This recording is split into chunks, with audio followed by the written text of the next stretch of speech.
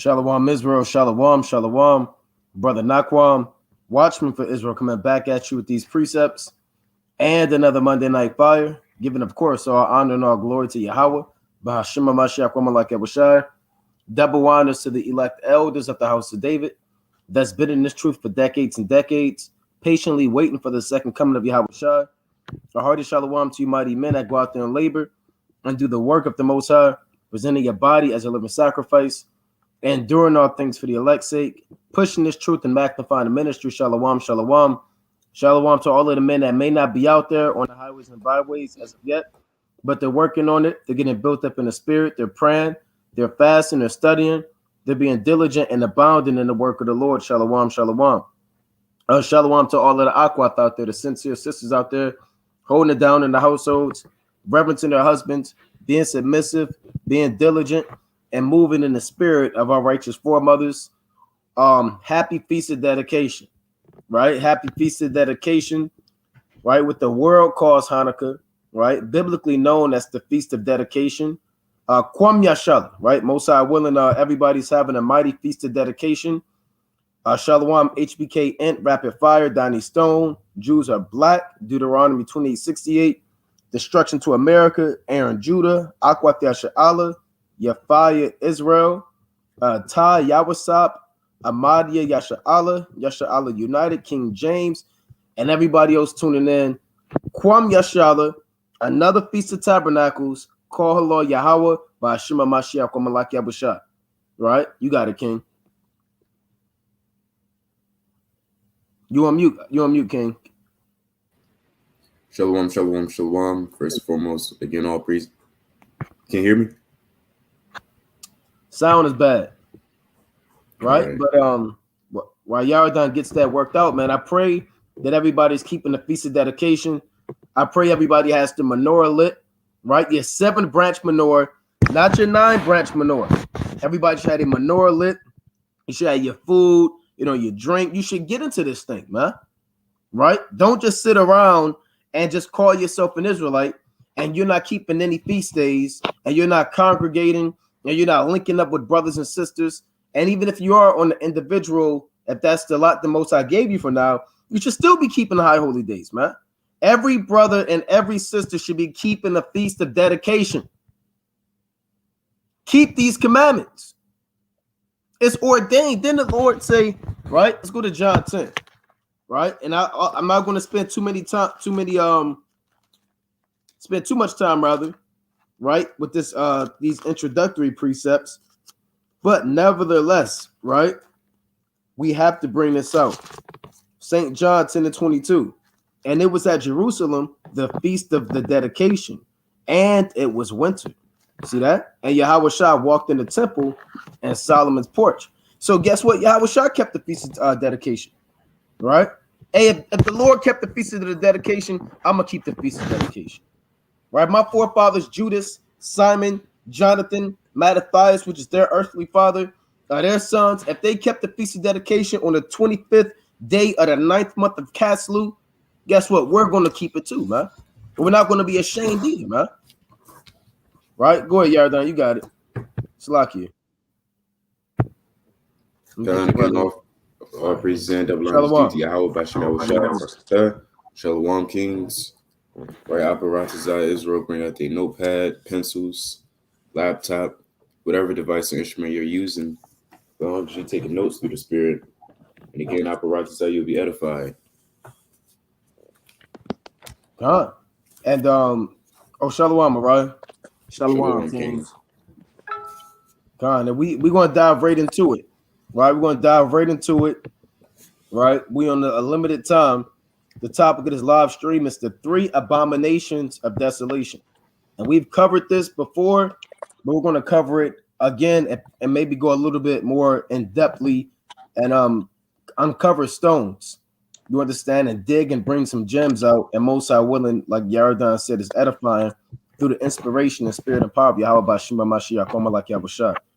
So if brothers been reading the Feast of Dedication, if you've been reading Maccabees, which you should be reading Maccabees, now it's the time to be reading 1st and 2nd Maccabees, right? During the Feast of Dedication, right? You shouldn't just read the book of Psalms, chapter 150, and looking up how loud these instruments are and a decibel level, right? That's all you're doing. You're looking up the decibel level for tubas, psalteries, harps, cymbals, seeing how loud they get, right? That's not what this thing is about, man. Right? Now you have to get into this thing, man. Let me get this precept real quick. In Leviticus Chapter 23, right? So brothers should be reading the book of Maccabees, man. Right? Let's go to Leviticus Chapter 23, and I'm going to read verse 4. These are the feasts of the Lord, even the holy convocations, which ye shall proclaim in their seasons. Right? The point is in their season. So here's the season, so-called wintertime, which the Lord calls, and says in Genesis chapter 8 and John chapter 10. Right? In other places throughout the scriptures, it speaks about the wintertime. And during this season, guess what? We're keeping the Feast of Dedication. All right.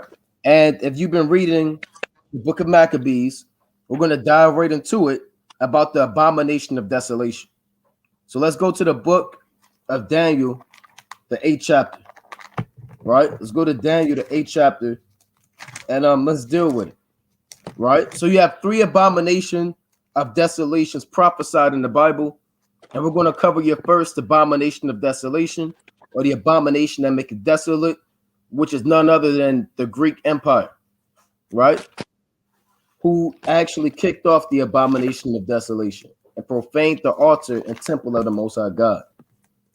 So Yaradan, you got that? Baba Kashar?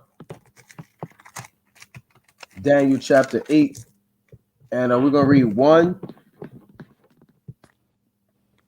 We're going to read 1 on down. We're not going to read the whole chapter, but we're going to read 1.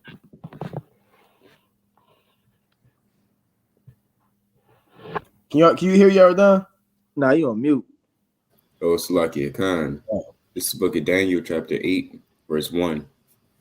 In the 3rd year of the reign of King Belshazzar, a vision appeared unto me, even unto me, Daniel, after that which appeared unto me at the first.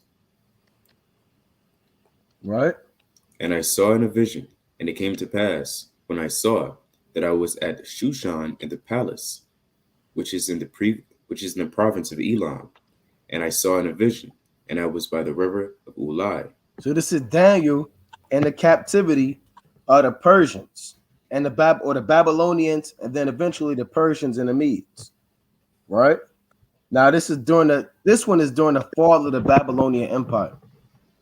Why? Because Belshazzar, since the 3rd year Belshazzar is the last king of the Babylonian Empire. Right? Under Nabonidus. Those are your last 2 kings. He's the actual grandson. Some scholars would say son of Nebuchadnezzar II. So Daniel's having a vision. Go on.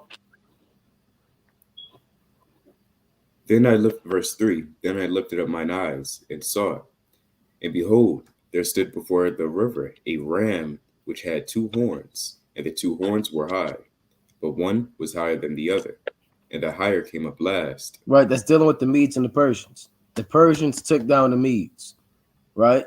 These 2 horns were high, and the higher came up last. And actually pull this up on the screen so brothers can see what's going on, so you can actually get a visual of that. Right, bear with me 1 second. So this is what you call a similitude, right? A similitude is when you have a vision or you have a particular breakdown that the Most High has given a prophet. It could be he could be in a trance, it can be a dream, but it's the instruments or animals used or the items used in this vision or dream are symbolic for something else. Now, read that again, Yaradan Baba Kashar, 8 and 3. Book of Daniel, chapter 8, verse 3. And it reads, Then I lifted up mine eyes and saw, and behold, there stood before the river a ram which had 2 horns, and the 2 horns were high, but one was higher than the other, and the higher came up last. See that the 2 horns were high, right? Meaning the Medes and the Persians, they were an exalted kingdom. But the higher came up last, which means the Persians took down the Medes around 550 BC, or exactly at 550 BC, right? And we're not going to do an in-depth breakdown of the Medes and the Persians. We've covered that You can go on the Cold Cut channel and check those videos out. But just giving you a quick synopsis, that's the Persians taking down the Medes, Cyrus the Great taking down Astyages or Astyages around 550 BC. Right, go on. It reads, verse 4, I saw the ram pushing westward and northward and southward, so that no beast might stand before him. Neither was there any that could deliver out of his hand, but he did according to his will and became great. Now this ram pushing westward and northward, Salakia, and southward, that no beast might stand before it, that's speaking about how the Persian Empire conquered the known world, right? They conquered the known world at that time, the largest province or largest empire ever recorded in human history. No empire has ever been as large in terms of mileage and square footage and square miles as the Persian Empire. When you read Esther, the first chapter, the Lord speaks about 120 provinces, or 127 provinces that the Persians had from India all the way to Ethiopia. That's the Persian Empire. Right, go on. Verse 5. And as I was considering, behold, an he-goat came from the west of the face of the whole earth, and touched not the ground.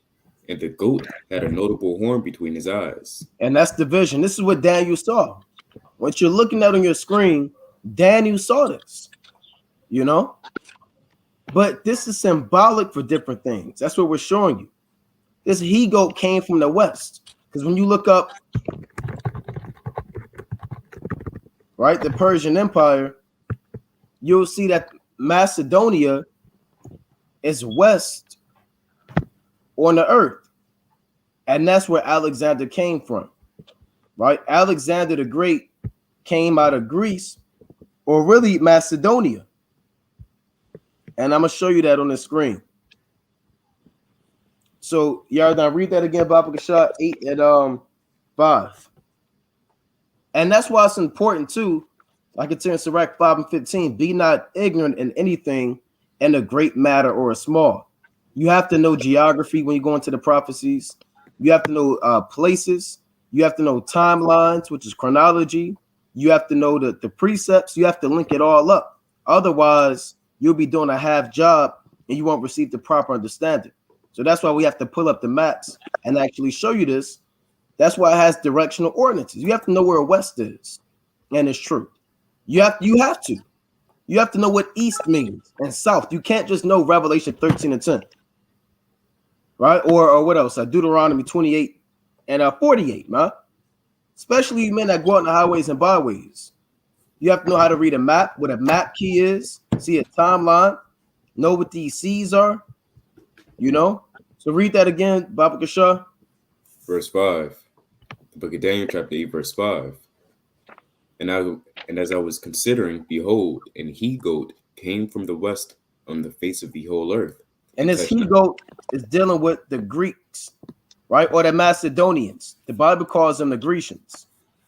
All right. Technically, they're the Macedonians. And it came from Macedon. Go on. And touched not the ground. Meaning they had a swift, it's like it touched not the ground, and they took the kingdoms down swiftly. Alexander the Great, which we're going to read about, took the whole world down in a matter of, some would say, 12 years. So it says, touch not the ground. Touch not the ground, and the goat had a notable horn between his eyes. So the goat had a notable horn between his eyes. The horn is symbolic for your strength. The notable horn of the Greeks is who? Alexander, right? Alexander the Great. That's what scholars call him. We'll call him Alexander the Freak or the Greek. They did a movie called Alexander, right? Which I really don't recommend. But in that movie, they show you Alexander was a freak, man. He had boy lovers. He had eunuchs that he was popping. All hell was breaking loose, man. And there's this a Greek saying about Alexander. They say nobody can conquer Alexander. And he had this general called Hystapes, if I'm pronouncing that right. It said no man can conquer Alexander except Hystapes' thighs. His thighs are the only ones that can conquer Alexander. So this man is off, man. You know? And that's your natural, it's like your natural Edomite, man. So for brothers that don't know who Alexander the Great is, you're more than welcome to look it up, right? And go in-depthly into it. He's your king of the Grecians. He's your king of the Grecians. And he's one of the most famous generals, according to the so-called white man of all time. Right? See, Alexander the Great, or Alexander the Third of Macedon, commonly known as Alexander the Great, was the king of the ancient Greek kingdom of Macedon, a member of the Argead dynasty. He was born in Pella, a city in ancient Greece, in 356 BC. Right, so let's go back to that in Daniel the 8th chapter. We're going to get to the point. It reads, look at Daniel chapter 8, verse 6. And he came to the ram that had two horns, which I had seen standing before the river, and ran unto him in the fury of his power. Verse 7. And I saw him come close unto the ram, and he was moved with choler against him, and smote the ram, and brake his two horns. Hold on, read that part again. And smote the ram, and brake his two horns. Alexander the Great smote the ram and break his two horns, meaning the Greeks took down the Persians and the Medes in 331 BC, chiefly at the Battle of Gaugamela, we always bring out. Or some scholars would say Arbela. You can read about Arbela in the book of Maccabees, right? But that's Alexander taking down Darius III, for brothers taking notes, at the Battle of Guerrilla around 331 BC. Now you can say, I don't believe that. I think it's just talking about a ram and a goat. All right, brother, you can believe that. You're more, if that's what you want to believe, you're more than welcome to believe the great significance of a ram and a goat getting into it. That happens every day. So this isn't just an ordinary thing, man. Rams and goats, and you see that on the Animal Planet at the zoo. What would be the significance of this just being a literal ram and a goat? But this shows you that it's a similitude of Alexander taking down this great empire. Right? You can read on.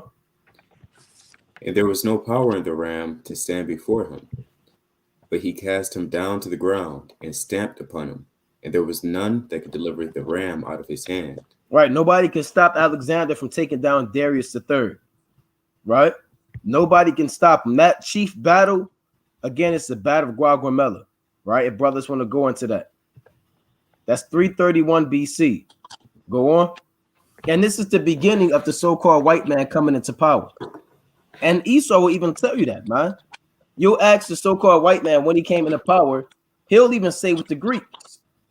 He'll say the beginning of white civilization starts with the Greeks. Go on. Because before that, Salaki, for thousands of years, all you had was dark nations that ruled.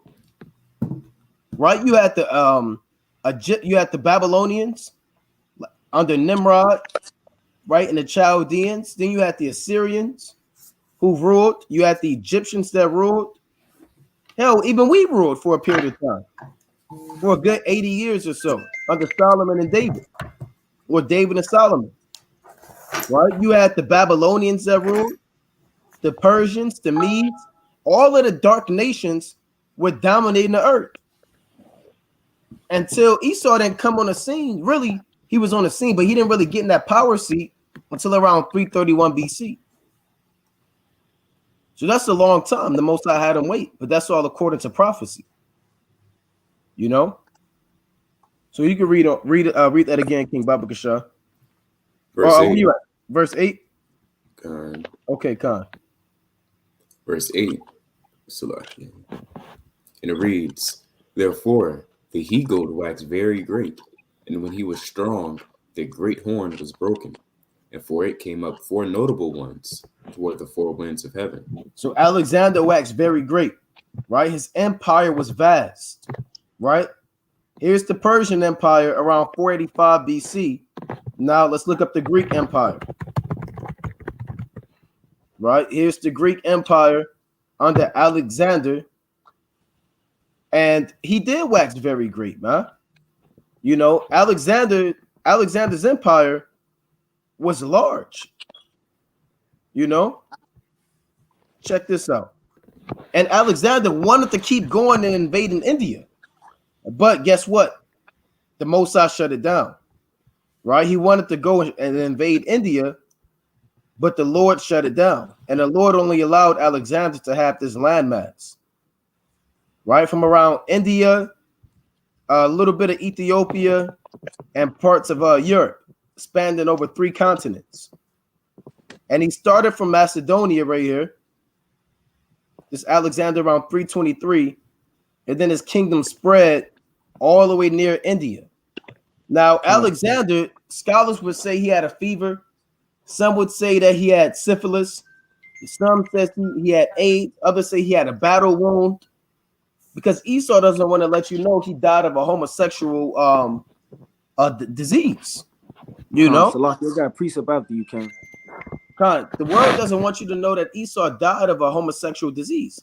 His top men, Alexander the Great, if Esau had a Mount Rushmore, Alexander the Great would be on there, man. He'll be on there. It'll be Alexander the Great. It'll be Julius Caesar. It'll be George Washington. And it'll be probably the damn wicked Illuministic ones, man. They'll have like a 3-head. They'll share 1 head. It'll be like a 3-headed dragon. You got it, King. Khan, to touch on what you was going into, how Alexander took that whole landmass over, right? That's the same landmass that the Persians had. Right? You read about that in the book of Additions to Esther, chapter 13 and verse 1. It says, the copy of the letters was this: the great king Artaxerxes writeth these things to the princes and the governors that are under him from India unto Ethiopia, and unto 120 providences. After that I became Lord over many nations and had dominion over the whole world, not lifted up. Well, I'm gonna rest right there. That's the point, man. So after all of those nations from India all the way to Ethiopia, Alexander, he took them down, and he took down all of that landmass with him. See that? That's prophecy right there, man. You know, the Lord said, and I want to pull that up. That was Slakia. Where I want to pull that up on the screen. That was Esther 13 and 1. Khan. Right? And I'm gonna go to Sirach chapter 10. Right, we're gonna pull these up on the screen so brothers can actually see. I was supposed to pull up the Esther. This Sirach chapter 10 to link up with that. 10 and 8. It reads Ecclesiastes chapter 10 and 8. Because of unrighteous dealings, injuries, and riches got by deceit, the kingdom is translated from one people to another. And that's why the Most High takes these kingdoms down. There is a reason why Egypt isn't around, the Egyptian empire isn't around anymore. For a lot of people, you have these guys talking about ancient Egypt. I'm Kemet. I'm this. Got to go back to the motherland. Nobody's done. Where's Egypt? Where's the Egyptians at? The Most High took them down, man, because they were homosexuals, man, and did all and child molesters and pedophiles and creeps. Where's the ancient Medo-Persians at? The Lord took them down. Why? Because of unrighteous dealings, meaning sin, injuries, like what? Slavery. Boy, man, I was reading 2nd Maccabees today. I started getting mad, man. You know, chief led our people. Guys like Menelaus. Hey, Menelaus is off, man. Yeah. Menelaus is the worst Israelite ever. That's my opinion. Ain't nobody mourned for him. I'm sticking to it. I know brothers they can say, well, what about what brothers say? What about Judas? Judas. Oh yeah, you got Judas. I'll put Judas first. But right after Judas, I'm putting Menelaus. Then I might put Jason in there. Right? You got a lot of wicked men, man. So because of unrighteous dealings and injuries, meaning slavery, robbery, buck breaking, and riches got by deceit, plundering the temple. The kingdom is translated from one people to another. And that's why, like Araya went into, this empire, when you compare it, it's pretty much the same lands. It's not like the Greek Empire moved to the other side of the world. It's the exact same landmass as the Persians. It just got translated. That's what happens when kingdoms take over other kingdoms. They literally just take over. Like, I'll kick you out your house. The house is still there, but now I'm ruling it. That's how this thing works. You know? Like it got precept on that. Dealing with the same thing as the landmass, you know what I'm saying, being translated, and even riches get translated. This the book of First Esdras chapter 2 and verse 10. King Cyrus also brought forth the holy vessels which Nebuchadnezzar had carried away from Jerusalem, and had set up in his temple of idols. So we took the same thing, you understand, Nebuchadnezzar, when he took him down, and he took all of those riches with him. So all of these different empires, that's called spoils of war. They'll take down all of the silver, all of the gold, all of the vessels, and they'll be translated from that kingdom that just got destroyed and beat down to that next kingdom that has it. And that's how it goes, man. And that's how it's going to be when we take over the earth, right? When we take over the earth under the authority, really when Yahweh, Ba'ashim Yahushua, take over the earth, and we're joint heirs with it, if we're allotted amongst that number, we're going to do the exact same thing. We're going to take back over these land masses. We're not going to make, the Lord isn't going to make a new land mass for us. The kingdom's going to be on the earth with the exact seven parts that you read about in Second Esdras, the 6th chapter. You know, and that's why it says in Revelation 11 and 15, the kingdoms of this world are become the kingdom of our Lords and of his Mashiach. So all of these kingdoms are going to become the kingdom of Yahushua, man. He's going to take over these different places. That's why it says on his head with many crowns in Revelation the 19th chapter, 11 on down. So here's this Greek empire from India. And when Alexander went to India, you know, it got bad for him, man. He kind of lost a few battles in India, and he had to stop, and his soldiers got mad. You know, his soldiers was like, you know, you spending us too far. We want to go back home. You know, so he had to, you know, you can't be a general and you want to just do what you want to do. You got soldiers, you got to look out for them, huh? And they all want to go back to Macedonia, and as they travel back to Babylon, he died in Babylon. Right? Alexander died in Babylon. And he had 10 cities named after him. Alexandria in Egypt, and he had 10 other Alexandrias. So that's Psalms 49 and 11 in full effect. Let's go back to Daniel 8 chapter, Baba Kashah. Daniel 8 and 8.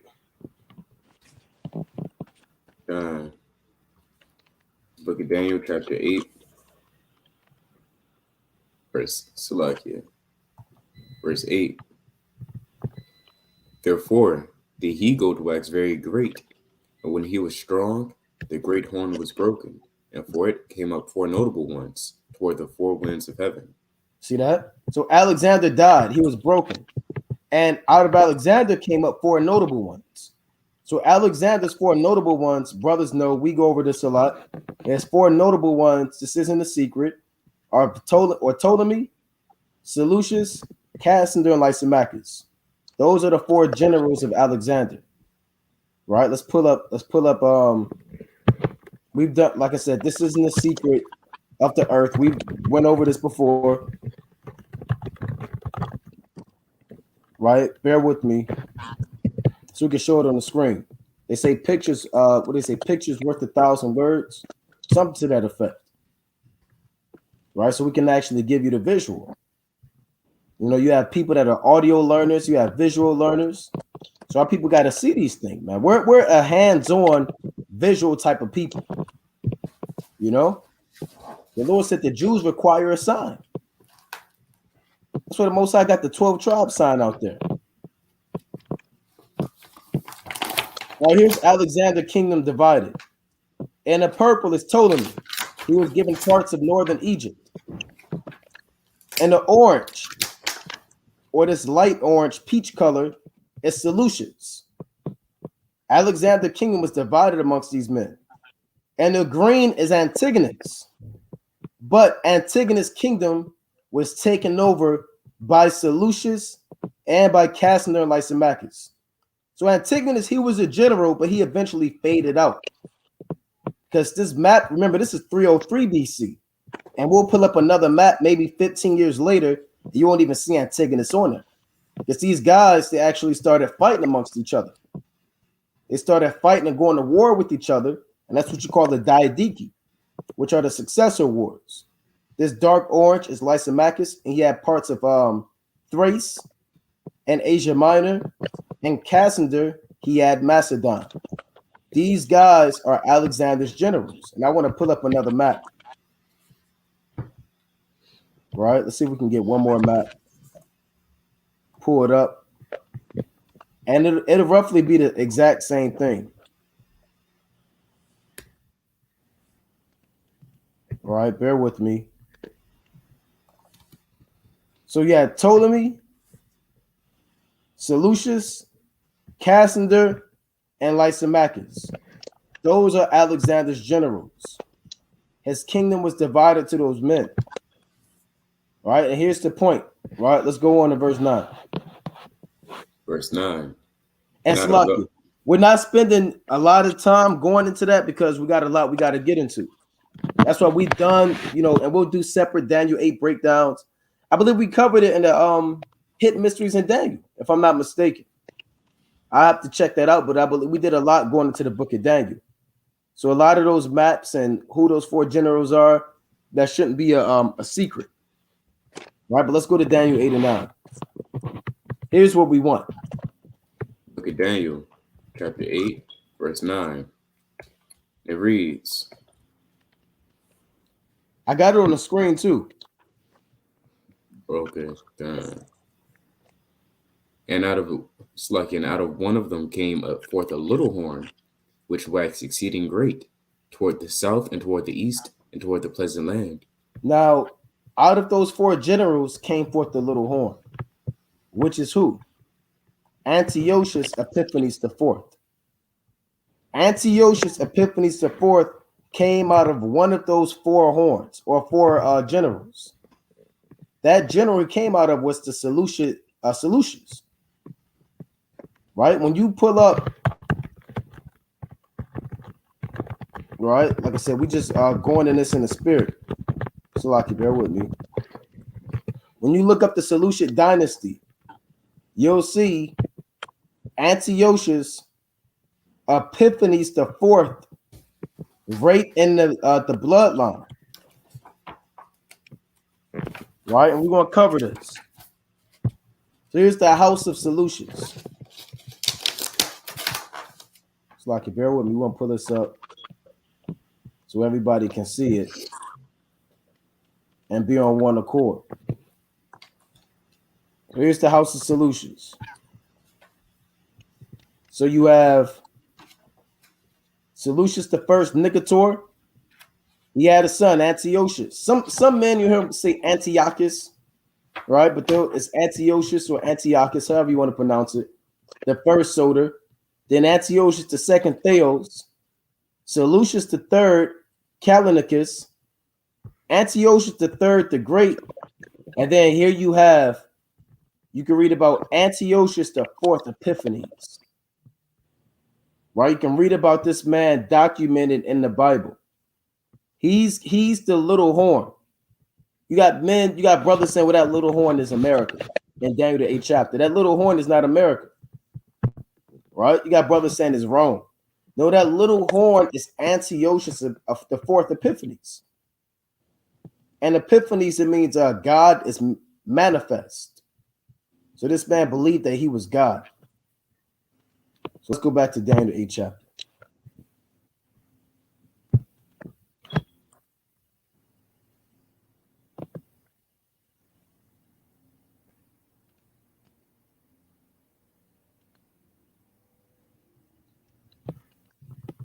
You on mute, King. Oh, Slakia. Daniel chapter 8, verse 9. And out of one of them came forth a little horn, which waxed exceeding great toward the south and toward the east and toward the pleasant land. So that's Alexander taking over the different regions of the earth. And a pleasant land is the land of Israel. Right? Go on. And it waxed great even to the host of heaven, and it cast down some of the host and of the stars to the ground and stamped upon them. So when it says, and it waxed great even to the host of heaven, and speaking about his rulership and authority became very, very exalted. Not that he actually went up into heaven, right? And it said, and it cast down some of the host and of the stars to the ground and stamped upon them. Who are the stars that were stamped upon? Does that mean the so-called white man went up into the firmament and grabbed the stars and stamped upon them? No, the stars that he stamped upon are symbolic for the Israelites. Right? We're known as the stars of the ground. Right? Let me get a quick precept on that. That's Daniel 12th chapter. Right? They should shine as the stars. And you got one in Revelation, the 12th chapter as well. 12 and 2 on down. Right? Daniel chapter 12 and 3. It reads, and they that be wise shall shine as the brightness of the firmament, and they that turn many to righteousness as the stars forever and ever. So the men of the Most High that are turning our people back to the Lord, they're compared to the stars that shine in his night. And they're exalted by the Most High. That's what they call people. Salaki. I was going to make a quick point. That's what they call these celebrities. Your Jay-Z, your Beyonce's, your damn Tyler Perry's. They call them stars. Why? Because they're exalted. That's what the word celebrity means. Right? Celebrity, when you look up we're going to pull up the etymology of it, but it means somebody that's exalted, like the stars to be worshipped. That's why they have a Hollywood star. So you can idolize them. You got it, King. Khan. Right? Like the brother said, you got one in Revelation, the 12th chapter, right? And you got one in Genesis, the 37th chapter. It's Genesis chapter 37, verse 9. It says, and he dreamed yet another dream, and told it his brethren, and said, behold, I have dreamed a dream more, and behold, the sun and the moon and the 11 stars made obeisance to me. Right? Talking about Joseph and his brothers, man. And they're known as what? The stars. So all throughout the scriptures, right, through various texts, you can find that the stars are talking about the Israelites. And I'm going to get that in Revelation 12. And like I always say, that's why it's so important to go over the precepts. Right? You have to link up the precepts. No, I know a lot of brothers are getting bored. Right? Well, how come they're not talking about the so-called white man? How come they're not getting on Eve? Because you got to get the understanding, too. This truth isn't just about shaking the hand on the nations, man. The Lord gave us the understanding of these scriptures, and it's our job to teach the scriptures. Right? You're not going to find us doing a whole lot of live concerts. You're not going to see us doing live bands and a lot of smoke and mirrors, man. It's our job is to just break the scriptures down and teach our people. Like I always said, brothers want to, they falling asleep. They could go watch. You can watch BET, man. Or what they showing around this time of the year? Some damn Christmas movie. A Christmas Carol, right? If going into the maps, this is you falling asleep and you waiting on the Eve to come out, shaking the damn weave all around, right? And you're not gonna see that, huh?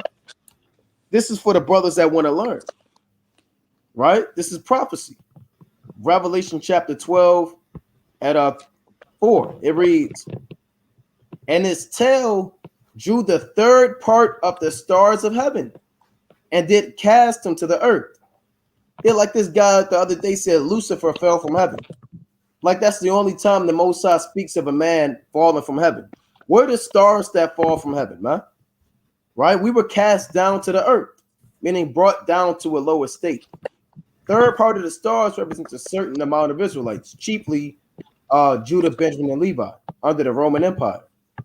And a dragon stood before the woman, which was ready to be delivered, but to devour her child as soon as it was born. See that? So here's another point, that we are the stars that Antiochus cast down from heaven. Right? Let's get that. In Daniel 8, it says, and it waxed great even to the host of heaven, and it cast down some of the hosts, and up the stars of the ground, and stamped upon them. It reads, yeah, don't you want to read? If you don't mind, I'll read. Yeah, I'll read. Okay. Verse 11. Yea, he magnified himself even to the prince of the host, and by him the daily sacrifice was taken away, and the place of his sanctuary was cast down. See that? Here's the point we want. Now we're dealing with the first abomination of desolation. Right? This man, Antiochus, he magnified himself to the prince of the host. And by him, he took away the high priest. He took away the priesthood. Right? He blasphemed the name of the Lord. And through Antiochus, the daily sacrifice was taken away, and the place of his sanctuary was cast down. So the daily sacrifice is what we did on the altar. Right? Let me get a quick precept at that's Numbers. Right? Let's go to Numbers. Dealing with the daily sacrifice. So, like I said, brothers should read 1st and 2nd Maccabees, right? And read about how Antiochus came and profaned the temple. And he actually offered swine's flesh on the altar. You know, which is evil. Numbers chapter 28 and 3. And thou shalt say unto them, this is the offering made by fire, which ye shall offer unto the Lord. 2 lambs of the first year without spot, day by day, for a continual burnt offering. So this is a daily sacrifice, right? The 1 lamb shalt thou offer in the morning, and the other lamb thou shalt offer at even. That's your morning sacrifice and your evening sacrifice, done every day. That's why it says day by day. And we got to do this work day by day. You know, you got to present your body as a living sacrifice day by day. That's part of the law. So Antiochus came and profaned the altar and the temple and sacrificed swine's flesh on the altar. Let's get that in 1st Maccabees. And it's important that we go over this because it's the Feast of Dedication. Right? We're not going to go into the book of let's say the book of what is Jake? Oh no, man, there's so many books in the Bible. You said what? Gilgamesh. Yeah, or the Epic of Gilgamesh, or even we're not just going to read the book of Jude all day, man. It's the Feast of Dedication. So we're going to read about the Maccabees. We're going to learn about the Greeks, Antiochus, the Abomination of Desolation, what we can learn from that, so brothers can understand what time we're living in. Let's go to 1st Maccabees 1 and 50. We're going to get straight to the point. 1 and 50. We're going to read 50 through 54. The book of 1st Maccabees, chapter 1, verse 50. And whosoever would not do according to the commandment of the king, he said he should die. Right. So Alexander the Great took over the land of Israel, and his generals took over that land. The Seleucid Empire fought against the Ptolemaic Empire over who would control the Holy Land. Eventually, the Seleucids got the upper hand, and Antiochus came in and said, I don't want these people celebrating their customs. Even Antiochus IV, his father, Antiochus III, he allowed us to keep our customs. You know, a lot of these kingdoms, they were tolerant of the law, statutes, and commandments, with the exception of Antiochus Epiphanes IV. He's the only one who went as a madman to eliminate all manner of the Israelites' laws and commandments during the ancient times. Right? You can read on. So if you didn't get down with the Greek way of life, you were put to death. You know, if you didn't wear a toga and bow down to Zeus and eat pork, and if you were circumcised, you were put to death. That's how it went down. There was no rhyme or reason to it. That's the way it went. Go on. Verse 51. In the selfsame manner wrote he to his whole kingdom, and appointed overseers over all the people, commanding the cities of Judah to sacrifice city by city. Yeah, they went to Jerusalem, Bethulia, Bethsura, Mount Hebron, all these different cities, and made Israel offer swine's flesh to show your allegiance to the so-called white man. Go on. Verse 52. Then many of the people were gathered unto them, to wit, every one that forsook the law, and so they committed evils in the land. So you had a great following of coons and sellouts who neglected the Most High to follow Antiochus. Go on. And drove the Israelites into secret places, even wheresoever they could flee for succor. And you're going to have to remember this, because these days are coming back on the earth. Right? There's a reason why we're going over this, because eventually, these days are going to come back again. Right? We have to flee in the caves, mountains, hills, forests, wherever we could find succor. Because if you were publicly keeping the commandments, you were eliminated. Like now, you can walk outside with your fringes on. And the days are coming, if you got fringes on, you're going to be killed. You women, you can walk out with your dress and, take your pictures on Instagram and, get your likes or whatever. You brothers, you got your beard and your mitre on. And the days are coming, if you are outwardly keeping these commandments or inwardly through your behavior and it's picked up, you're going to be cut down. Come on. I got a precept. Come on. Where I like the brother going into, man, that was happening in 1 Kings, the 18th chapter, man. Where Jezebel was cutting off the prophets and they had to go keep the commandments in the cave, man. Right, and get fed by bread. Right, this is the book of 1 Kings, chapter 18 and verse 4. It says, "This is what so when Jezebel cut off the prophets." Right, she was killing them. So them days coming back on the earth when these different nations, they're going to try to cut us down, man. You understand? It's not going to be by just the jab. It's not going to be all commercialized. They're going to kick down your door, grab you up, and kill you, man.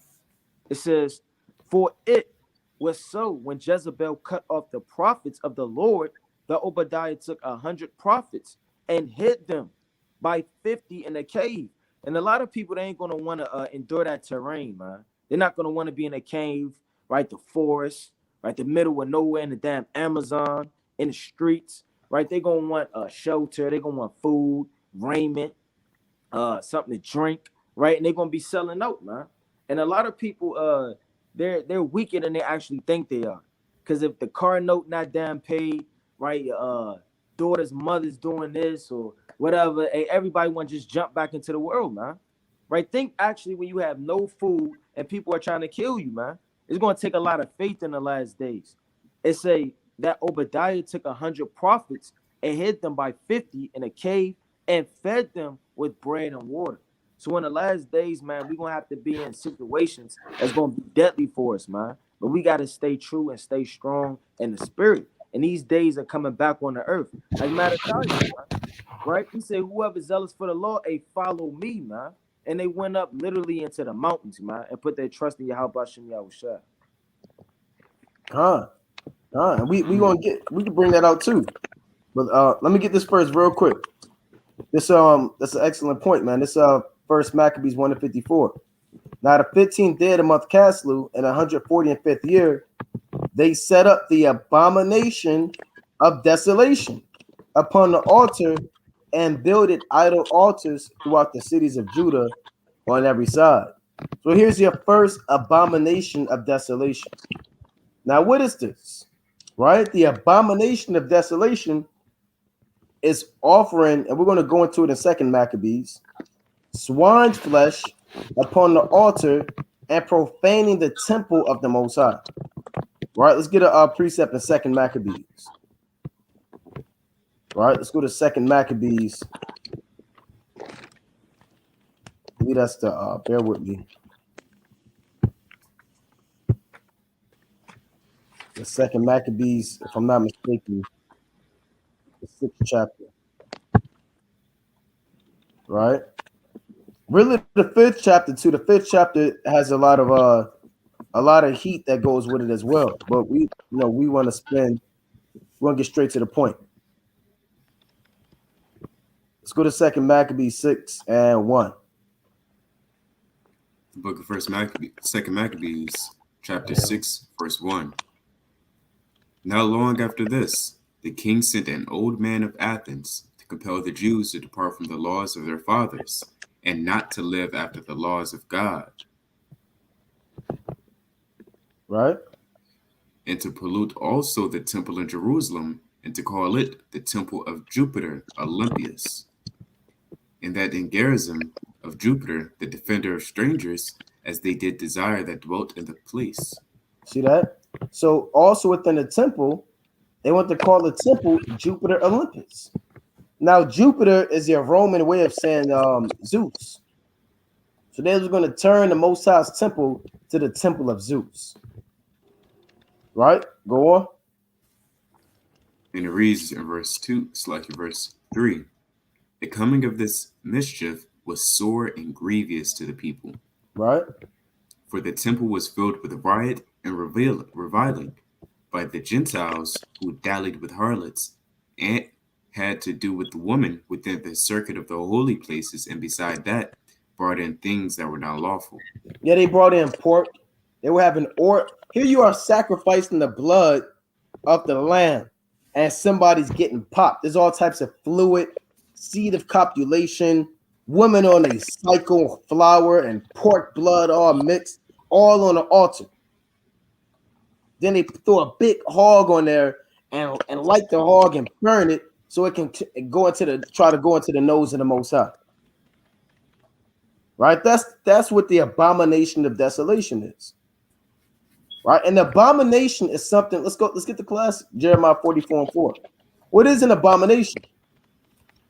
Right, let's go to Jeremiah 44:4.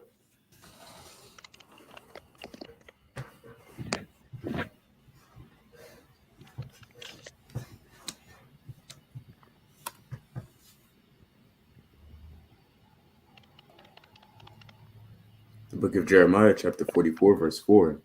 Howbeit, I sent unto you all my servants the prophets, rising early and sending them, saying, Oh, do not this abominable thing that I hate. So an abomination is something that the Most High hates. Right? Eating pork is an abomination. Right? If a woman is committing adultery or a man is committing adultery, that's an abomination. So the abomination that maketh desolate is when the so-called white man went into a physical temple and to the physical altar and made it desolate, meaning he destroyed it and offered up an abomination upon the altar. That's what the abomination of desolation is. Let's get a precept in Daniel 11:31. Right? Daniel 11:31. Let's deal with it. To show you another prophecy going into it. Daniel 11:31.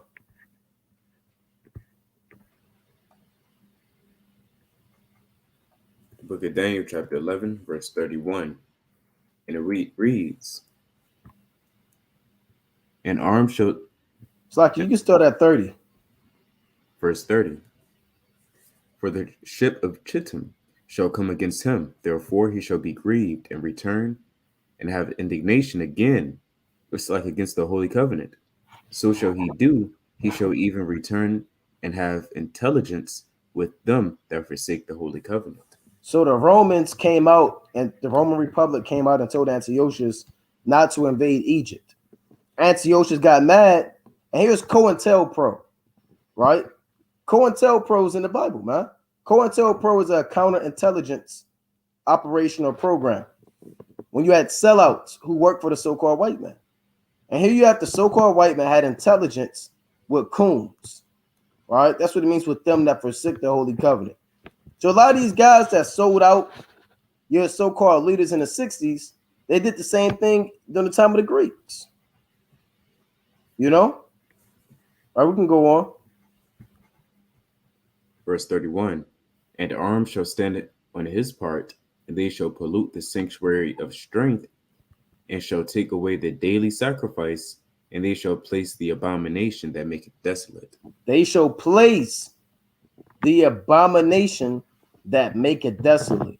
And you have swine's blood upon the altar. Go on. Verse 32. And such as do wickedly against the covenant shall corrupt by flatteries. But the people that do know their God shall be strong and do exploits. Right, the people who were corrupted by flatteries were men like Menelaus, Jason, Alchemists. They transgressed the covenant, but the people that know their God was Mattathias, like Arar was going into. Judas, Simon, Jonathan. The people that know their God will be strong and do exploits, meaning kill the so-called white man and retake Jerusalem. Go on. And they that understood stand among the people shall instruct many, yet they shall fall by the sword and by flame, by captivity and by spoil many days. And this is going into First and Second Maccabees. You had men like Mattathias and Judas that were strong. They instructed the people. They set up the Feast of Dedication in First Maccabees, the 4th chapter, and then Second Maccabees. They set up garrisons. They set up captains. But yet, some of these guys, he still fell by the sword. Judas fell by the sword. Jonathan fell by the sword. A lot of these guys got burnt up. They got burnt by the flame. Some of them got taken in captivity and spoiled for many days. So they fought, but, the Most High, at the end of the day, the Most High set up the Romans over them, right? But we don't have to go in depth on that. But here you have Daniel the 11th chapter speaking about the abomination that maketh desolate, and the Greeks fighting against the so-called white man. That's your first abomination that maketh desolate. Let's get another precept. Let's go to the book of we went to Daniel the 8th chapter. Let's go back to 2nd Maccabees, chapter 6 and 5. Look at 2nd Maccabees, chapter 6, verse 5.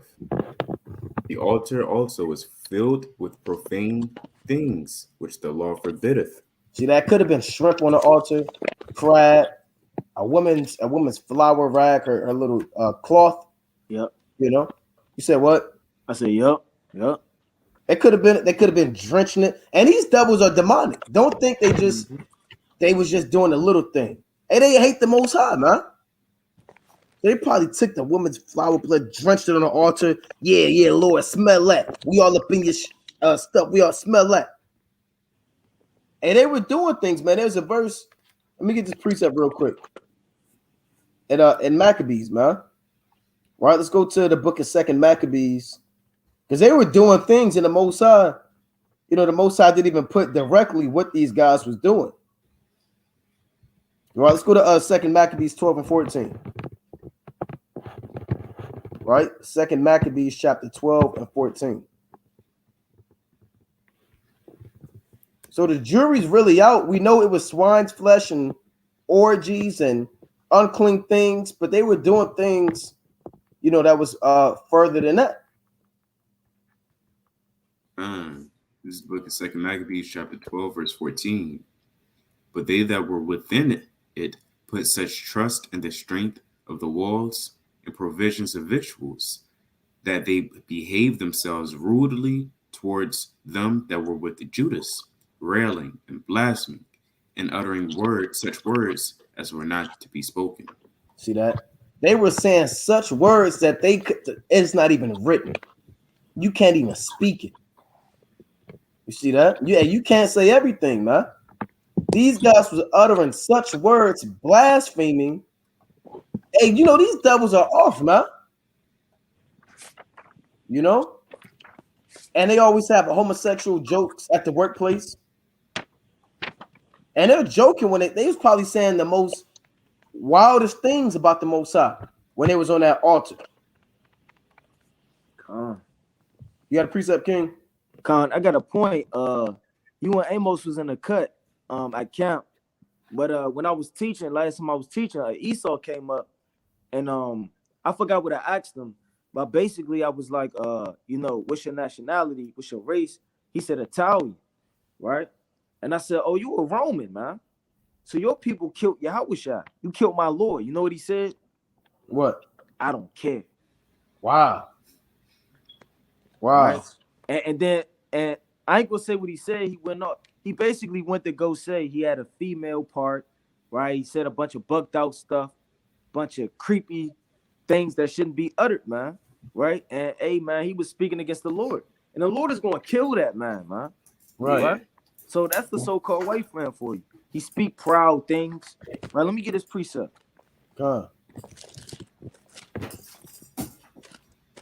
Right, This is the book of Daniel. Slocky, bear with me.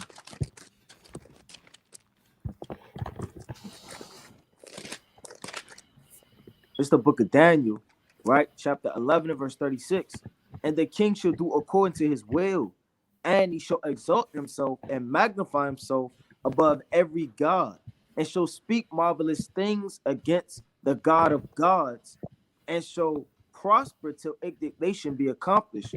For that is determined shall be done, right? So he say he speak marvelous things against the God of gods, man. That's what Esau do. He speak as if he's the Most High, like he's the angels, like he's Yahweh the righteous, right? Like he's John, he's Ezekiel, he's Daniel, he's the prophets, profaning them, right? Taking a book of the law and writing all of his imagery all up in it, right? You read about that in the book of Ezekiel 21 and 21, man. Right? The king of Babylon, he consulted with images. It's nothing but lies, man. You got it. Come. And then you can't get around that, man. Nobody speaks more blasphemous things than a so-called white man. And this devil, man, imagine what he says at home with his own people, man. They probably go off. You know? These guys are the damn devil, man. And they set up swine's flesh on the altar. Swine's flesh. Right? Let me go back to that in 2 Maccabees 6. Swine's flesh on the altar. Right, Yardan, can you read this Bible Geshah one more time? 6 and 4. This is. Can you say that again? 2 Maccabees 6 and 4, Bible Geshah. 2 Maccabees Chapter 6, verse 4. For the temple was filled with riot and reviling by the Gentiles who dallied with harlots, and had to do with women within the circuits of the holy places. Beside that, brought in things that were not lawful. Right, go on. The altar also was filled with profane things which the law forbiddeth. Neither was it lawful for a man to keep Sabbath days or ancient feasts, or to profess himself at all to be a Jew. It got so bad you couldn't keep the Sabbath day or the Passover or the Feast of Tabernacles. Or you could even call yourself a Jew. And a lot of these Christians, they stumble at this word Greek in the New Testament. Not understanding that you had our forefathers that were Hellenized by the so-called white man, and through fear of the sword and fear of loss of children and uprooting out the land, they called themselves Greeks because they cannot call themselves a Jew. Otherwise, they'll be put to death. You know? Now, that's dealing with the Greek Empire. Right? Your Greek Empire is from 333 BC to 146 BC. Right? That's your Greek Empire. 336 to 146 BC. Now, dealing with your second abomination that make it desolate is dealing with the Romans. Right? Let's go to the book of Matthew. Actually, yeah, let's go to Matthew. Chapter 24. Right? So we're going to break it down one by one. Right? Your second abomination that make it desolate is dealing with the Romans. Right? Matthew 24 and 15. It's like you got it, King.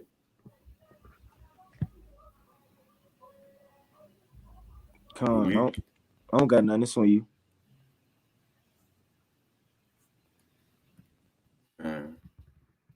of Matthew, chapter 15, slightly 24, verse 15. And it reads, when ye therefore shall see the abomination of desolation spoken of by Daniel the prophet stand in that holy place, who so readeth, let him understand.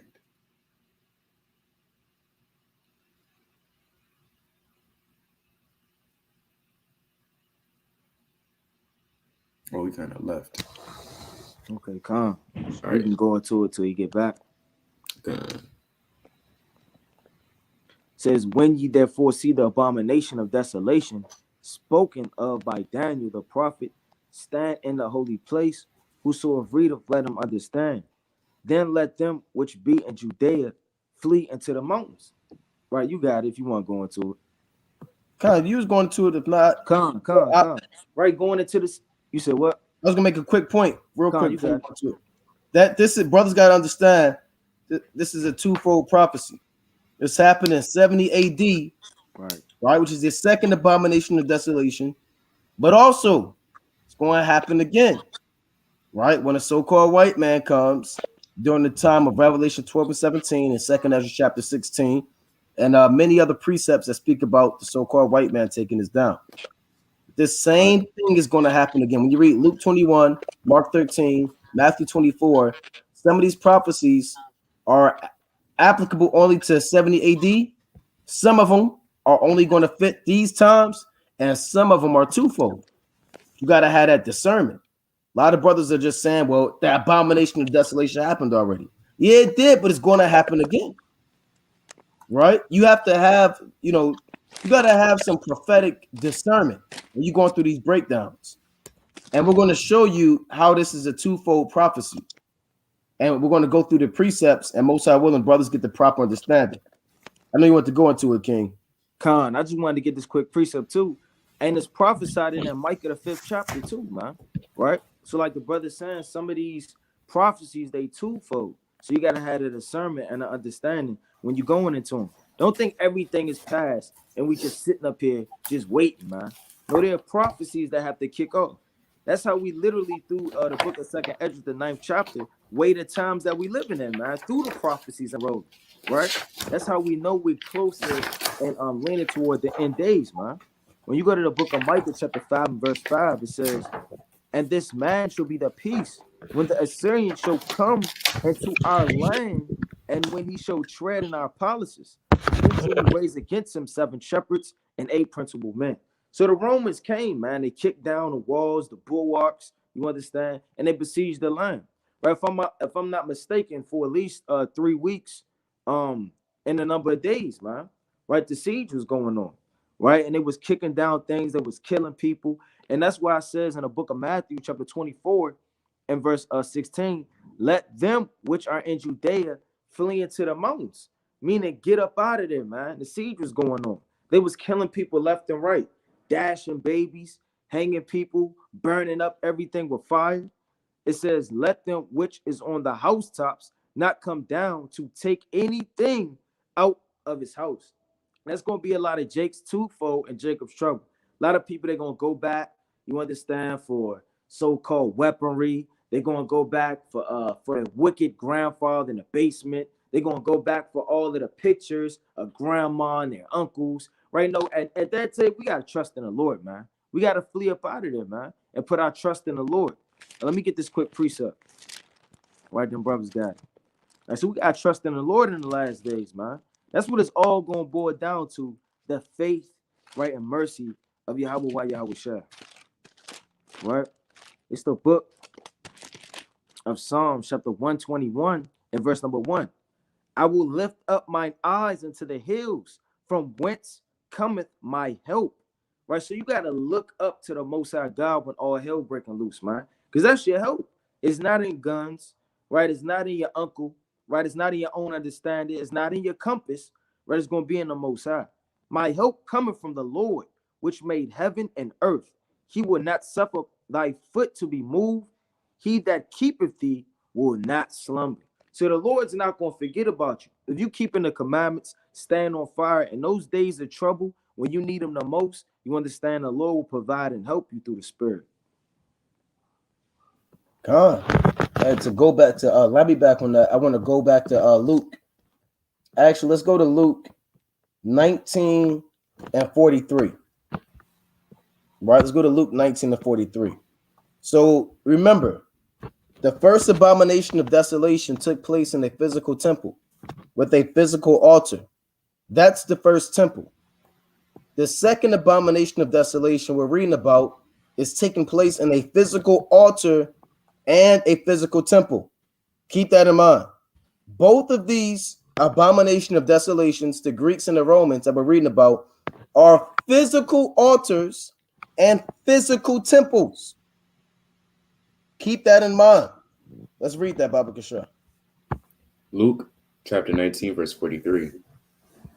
And it reads, "For the day shall come upon thee, that thine enemies shall cast a trench about thee, and compass thee round up, so like it cast thee round, and keep thee in on every side." Hold on. I'm gonna pull it up on the screen so everybody can see it. Salakia. Right? We're going to give Israel the service. I got a quick point. Salakia, can you read that one more time, King, real quick, Baba Kasha? This Luke chapter 19, verse 43. "For the day shall come upon thee." And this is Yahweh Shah speaking. Right before Yahweh Shah is about to be crucified. Actually, read the verse before that, Baba Kasha. Verse 42, saying, "If thou hadst known me, it's like you known even thou, at least in this thy day, the things which belong unto thy peace, but now they are hid from thine eyes." So Yahweh Shah said, look, man, you don't even know what's coming to you, man. If you really knew what belongs to your peace, meaning you don't know that your peace is about to be taken away from you. Right? You don't know what's coming to you, man. That's why the verse before it says, and when he was come near, he beheld the city and wept over it. Because Yahweh Shah knew what was coming to Jerusalem. He said, but now are they hid from thy eyes. Because the people around that time, they didn't understand the atrocities of 70 AD. And if they did know it, they would have got out of there. Go on. Verse 43. "For the day shall come upon thee, that thine enemies shall cast a trench about thee, and compass thee round, and keep thee in on every side." What is that called? A siege. A siege by the Romans. The Romans had a siege. You had something called the Roman Jewish Wars. That's what scholars call them. The Roman,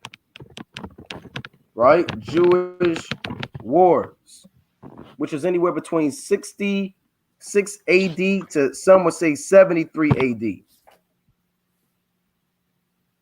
Or the first let's pull that up. The first Jewish Roman War. Right? Now we know they say Jewish, right? But we know what that's actually going into.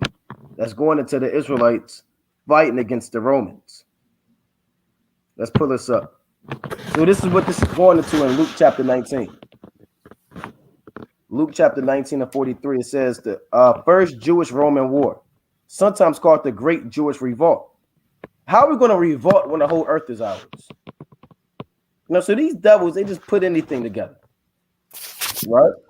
It reads, or the Jewish War was the first of three major rebellions by the Jews against the Roman Empire, fought in Roman-controlled Judea, resulting in the destruction of Israelite towns, the displacement of its people, that's called a diaspora, and the appropriation of land for Roman military use, meaning our land was given to the hands of the Gentiles until the times of the Gentiles should be fulfilled, as well as the destruction of the Jewish temple and polity.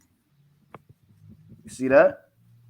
So our temple was destroyed by the Romans. Our physical temple and physical altar was made desolate by the Romans. Right? We're not going to read this whole thing, but we encourage brothers to go deep into this history. You have many documentaries you can watch, right? You have many on kings and generals and victors, and they'll go into the in-depth details of the Roman Jewish wars. That's what Yahweh Shah is prophesying about in Luke 19. And Yahweh Shah is actually going more in detail because Moses prophesied about this. about 70 AD. Let's go to Deuteronomy 28 and 49. Right? Deuteronomy 20. Moses prophesied about this. Deuteronomy 28 and 49. Book of Deuteronomy, chapter 28, verse 49. That's lucky. Yeah, verse 49. The Lord shall bring a nation against thee from far, from the end of the earth, as swift as the eagle fleeth, a nation whose tongue thou shalt not understand. Who is this speaking about? The so-called white man.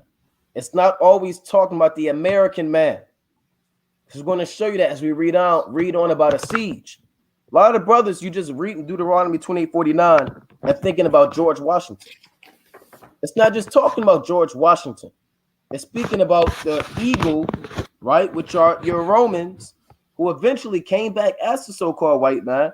But as we read on line upon line, you'll see it's talking about the Romans as well, because the Romans had the eagle, right, in their legion or for their standard, just so brothers can see that. Called Aquila. You have a smiley name in the Bible, Aquila. Aquila is a Latin for eagle. See that? So his folks was Aquila's parents were obviously Hellenized, right? To name him Aquila. And I'd be mad if my name was Eagle. I'd be pissed, you know? But guess what? That's off. The Roman. You said what? So that's off. Yeah, that's off as hell. Now here's that eagle. Now let's go back to Deuteronomy 28 and 50. Deuteronomy chapter 28, verse 50. A nation of fierce countenance, which shall not regard the person of the old, nor shew favor to the young. Right, and we're going to go into details of what happened in 70 AD to show you how the Romans killed old men and babies. Go on. Verse 51. And he shall eat the fruit of thy cattle and the fruit of thy land until thou be destroyed, which also shall not leave thee either corn, wine, or oil, or the increase of thy kind, or flocks of thy sheep, until he have destroyed thee. Right, go on. And he shall besiege thee in all thy gates. Read that again. And he shall besiege thee in all thy gates. Right, so this is what the Romans did. The Romans besieged us in all our gates. That's the same thing in Luke chapter 19. Thine enemy shall cast a trench about thee. So Moses and Yahushua, they're all speaking about 70 AD. Even Daniel prophesied about it. Right, go on. And it reads, and he shall be like here. Verse 53. 52. 52. And he shall besiege thee in all thy gates until thy high and fenced walls come down, wherein thou treadest throughout all the land. And he shall besiege thee in all thy gates throughout all thy land, which the Lord thy God hath given thee. So he had a siege. A siege is when we don't allow food to come in, right? Or people to leave out. That's what they did. That's why you had a famine. And when you go through the history, it tells you the famine got so bad that Jake was eating their own cattle. Then they ate the holy things and the first fruits. Then they start eating their girdles and their clothes. Then they start eating each other. We're going to read about that. Let's go on. Verse 53. And thou shalt eat the fruit of thine own body, the flesh of thy sons and of thy daughters, which the Lord thy God hath given thee in the siege and in the straitness wherewith thine enemies shall distress thee. So the Most High had us as heavy judgment resort into eating our own sons and our own daughters in this siege that the eagle laid against us.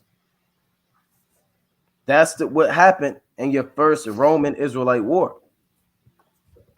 And we don't have to read the rest of this, but you had men leaving their children.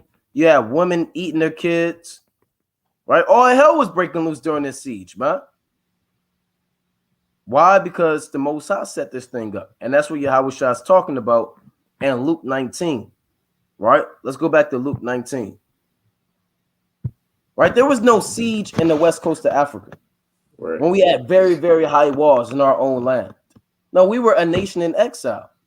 So remember, when you read these curses, you got to know also the time period of what it's going into. Some of those curses happen all throughout the Bible. Some of them you got to wait till they're fulfilled, you know. So let's go back to Luke 19 and 44 or 43. Luke chapter 19, verse 44. For the day 43. shall come. 43. God. For the day shall come upon thee, that thine enemies shall cast a trench about thee, and compass thee round, and keep thee in on every side. Right? That's what a siege is. When you look up a siege, we may pull up a picture of the Roman siege of Jerusalem and actually show you what the Romans did. Let's see if we can actually get a picture of that.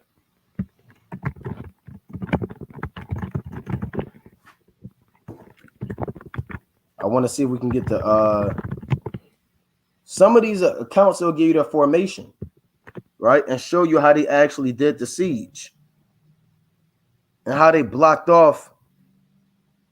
Let's see if we can get this. They blocked off all of the food from coming in.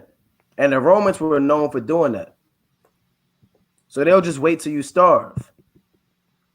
They'll just wait till you starve out. So here's a map of Jerusalem during the time of around 70 AD. So they built a wall. What they did was they built a wall about the city. So now you can leave the city, but you can't really leave. That's like me building a wall around your house, and you can't break through that wall. You're not going to be able to go to the grocery store or eat food. You're going to be caught out there. You're just going to starve your way out. Then I'm going to break that wall down and then just come in and walk in and take over. That's what cowards do. Right? That's a coward tactic. You know, Esau can't see Jake one-on-one with the what they call the hands. Don't Jake say that? See me one-on-one. Yardan, you want to pull this up? What you sent me? Yeah, I sent it to you. And I put in the group chat. All right, I'm gonna see if I can find this. All right, you had a precept, you said? Khan, let me get in there. Right, it's the book of Judah going into that. Right, that starving out tactic. Right, and you can read about that in Judah, the 7th chapter. It's Judah chapter 7 and verse number 8. It says, I'm gonna start at 7. And viewed the passage up to the city, and came to the fountains of their waters, and took them, and set garrisons of men of war over them, and he himself will move toward his people. So he's sitting up there blocking the water, man. That's going off, man. That's not, like the brother just said, that's not seeing you one-on-one. That's real sneaky tactics. It says, then came unto him all the chief of the children of Esau, and all the governors of the people of Moab, and the captains of the sea coast, and said, let our Lord now hear a word, that there be not an overthrow in thine army. For the people of the children of Israel do not trust in their spears, but in the height of the mountains wherein they dwell, because it is not easy to come up to the top of their mountains. Now, therefore, my Lord, fight not against them in battle array, and there shall not so much as one man of thy people perish. Remain in thy camp, and keep all the men of thine army, and let thy servants get into the hands of the fountain of water, which issued forth of the foot of the mountain. Right? So if you cut off the water supply, then you could kill everybody, man. You don't have to sit there and fight one-on-one. You don't need to use a spear, a buckler, you understand, a bulwark. You don't need to use engines of war. You don't need to do none of those things. If you cut off the water supply, then everybody will suffer a famine. So that's how these devils get down, man, like the brother was going into. They don't want to fight one-on-one, so they use these different tactics, right, to shut off the water supply. God. And I there's an excellent video I want to pull up. We're not going to play the whole thing, but they actually go into the great details of the siege, right? Roman armies and tactics and their siege craft that they used to take down Jerusalem. And a lot of the Babylonians did that. A lot of these ancient kingdoms did that. Right? That's how you take a city down. Right? Bear with me. And I want to see if I can pull this up. I got it ready. Okay, let me pull this up real quick. Siege of Silvium. However, Roman encounters during the 3rd century BC with Carthaginian and Macedonian siege tactics demonstrated their effectiveness to the ever-pragmatic republic. Gradually, the Romans began to adopt and adapt more advanced methods of siegecraft, and we shall attempt to discuss them, starting with ranged artillery. While light torsion artillery was used to great effect by the Romans in battle on occasion, it was far more common to see such contraptions utilized during sieges. Two varieties of ranged machines were routinely employed against targets: the one-armed onager and the two-armed ballista. This is what they use. The onager, or wild ass, looks like a later medieval mangonel and was named for its powerful kickback upon firing. On one occasion, Ammianus even states that one of these devices killed a crewman in this way when it misfired. The device itself possessed a single upright arm, which was cranked back and then fired, being capable of throwing a stone with considerable force using the tension of twisted ropes or springs. More commonly used by the Romans were their two-armed ballistae, an oversized crossbow-like artillery piece capable of firing stones and what were essentially giant crossbow bolts. Both an individual ballista and its ammunition could vary in size, all the way from portable-sized units called scorpions to massive lance throwers. Byzantine historian Procopius described the frightening capacity of these weapons. He tells us that a ballista bolt once penetrated the chest armor and body of a Gothic soldier, who was then pinned against a tree by the sheer force exerted by the projectile. Although these artillery units were without doubt powerful, they were unable to breach well-constructed and substantial earthen or stone walls, contrary to the popular medieval and modern conceptions of artillery. Instead, they were primarily used as suppression fire anti-personnel devices. And like I said, you can watch the rest of that on your own, man. You got to get into that Kings and Generals, man. That Kings and Generals got some heat on it, man. Siege warfare, battle formations, Invictus. So what they did was they besieged the city and laid a trench. Yahweh Shah said they laid a trench about it, right? And they actually went into it. You got it, Yaradan. So Yaradan, want to pull this up? I got it, King. Brothers actually see that? Yeah, you might have to like close out that other side or something.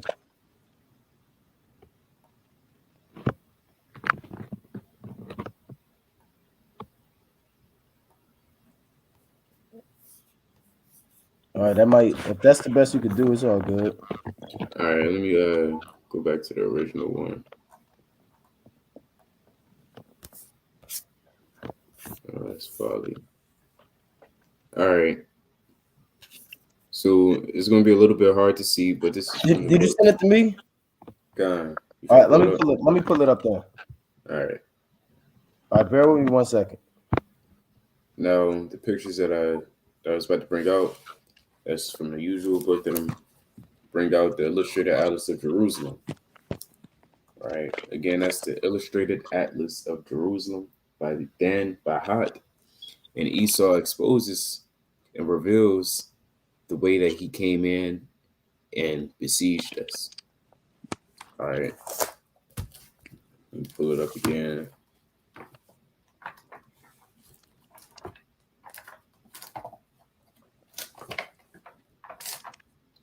There's another website online where you can, if you don't want to pay for it, it's called Archives Digital Books.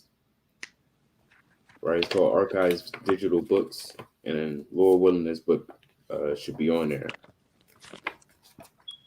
All right, so it goes to the Siege of Titus in 70 AD, and they had different stages, because when you go to war, you don't just wing it and everybody just go guns blazing, right, with a sword and a shield.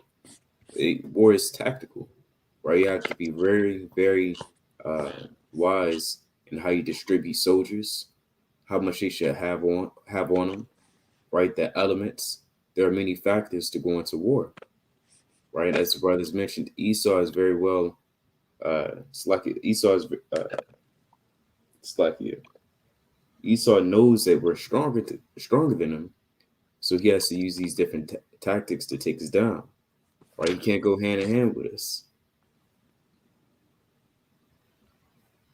Come. Pulling up, King. Let me get this precept real fast, King. You got right. it. This first Maccabees chapter 6 going into what we going into, right? And that's what these Greeks did, man. This first Maccabees chapter 6 and verse number 19. Wherefore Judas, supposing to destroy them, called all the people together to besiege them. So they came together and besieged them in 105th year and made mounts for shot against them and other engines. So they had engines of war in the ancient world, right? It wasn't just swords like we going into. And they literally had these catapults where they were slinging these stones, man. That's literally in the scriptures, man. Right? It's another precept. Right? Bear with me. Let me get another precept. Right? It's the book of First Maccabees chapter 5, and I'm going to start at 30. It says, and bedtimes in the morning, they looked up, and behold, there was an innumerable people bearing ladders and other engines of war to take the fortress. So they assaulted them. So they had ladders, they had engines of war. So all of these things are what they used to help take us down. Like the brother talking about, they literally had elephants, right? It wasn't just men like you think, just and they just charging, right? Like you watching certain movies like Troy, right? They had even when you watch the movie Troy, you seen that movie, King? Wow. Man, you got to watch that. They had these catapult engines, and they would set them on fire, and then they would shoot them, and it would be a tumbling ball of fire, and it would go burning men in war. So they had these engines of war, man. Them things was deadly. See that? And Esau used similar devices and tools to take us out. They used siege ramps, right? The walls, right? All this doesn't happen over one day, right? This took a couple of days, right? And as you can see, that greenish line with the dots poking out, that's the siege wall, right? This is how they prohibited us from leaving or anybody from entering. This is how they starved us. So when we read in Deuteronomy 20th chapter, right, we ate our children. We ate all manner of unclean animals and beasts because we had no way to get out to get food and provisions. So again, war isn't always you got a sword in your hand and a shield and you go in guns blazing. You even have, what do they call it? Biological warfare. You have different strategies and tactics when you go to war. Chemical warfare. You got guerrilla warfare. The list goes on. All right, because there's more than one way to take somebody down. But Esau, seeing that he's a coward, he's going to go about this way. All right. Wow. And one more thing. Oh, go ahead, y'all done. Those arrows, you had that purple arrow right there. You had the Jews kind of trying to get out of there. A lot of people tried to flee out of that thing, right? Deuteronomy 28 and 54. Yes, that applies to now, but it's also applicable even back then. You had the father saying, "Look, I'm about to go get y'all some food," and never came back. Yep. And then the mother said, "I'm sorry, baby. Hop in this hot tub real quick. Let me give you a bath." Right? And the baby never woke up because she ate him.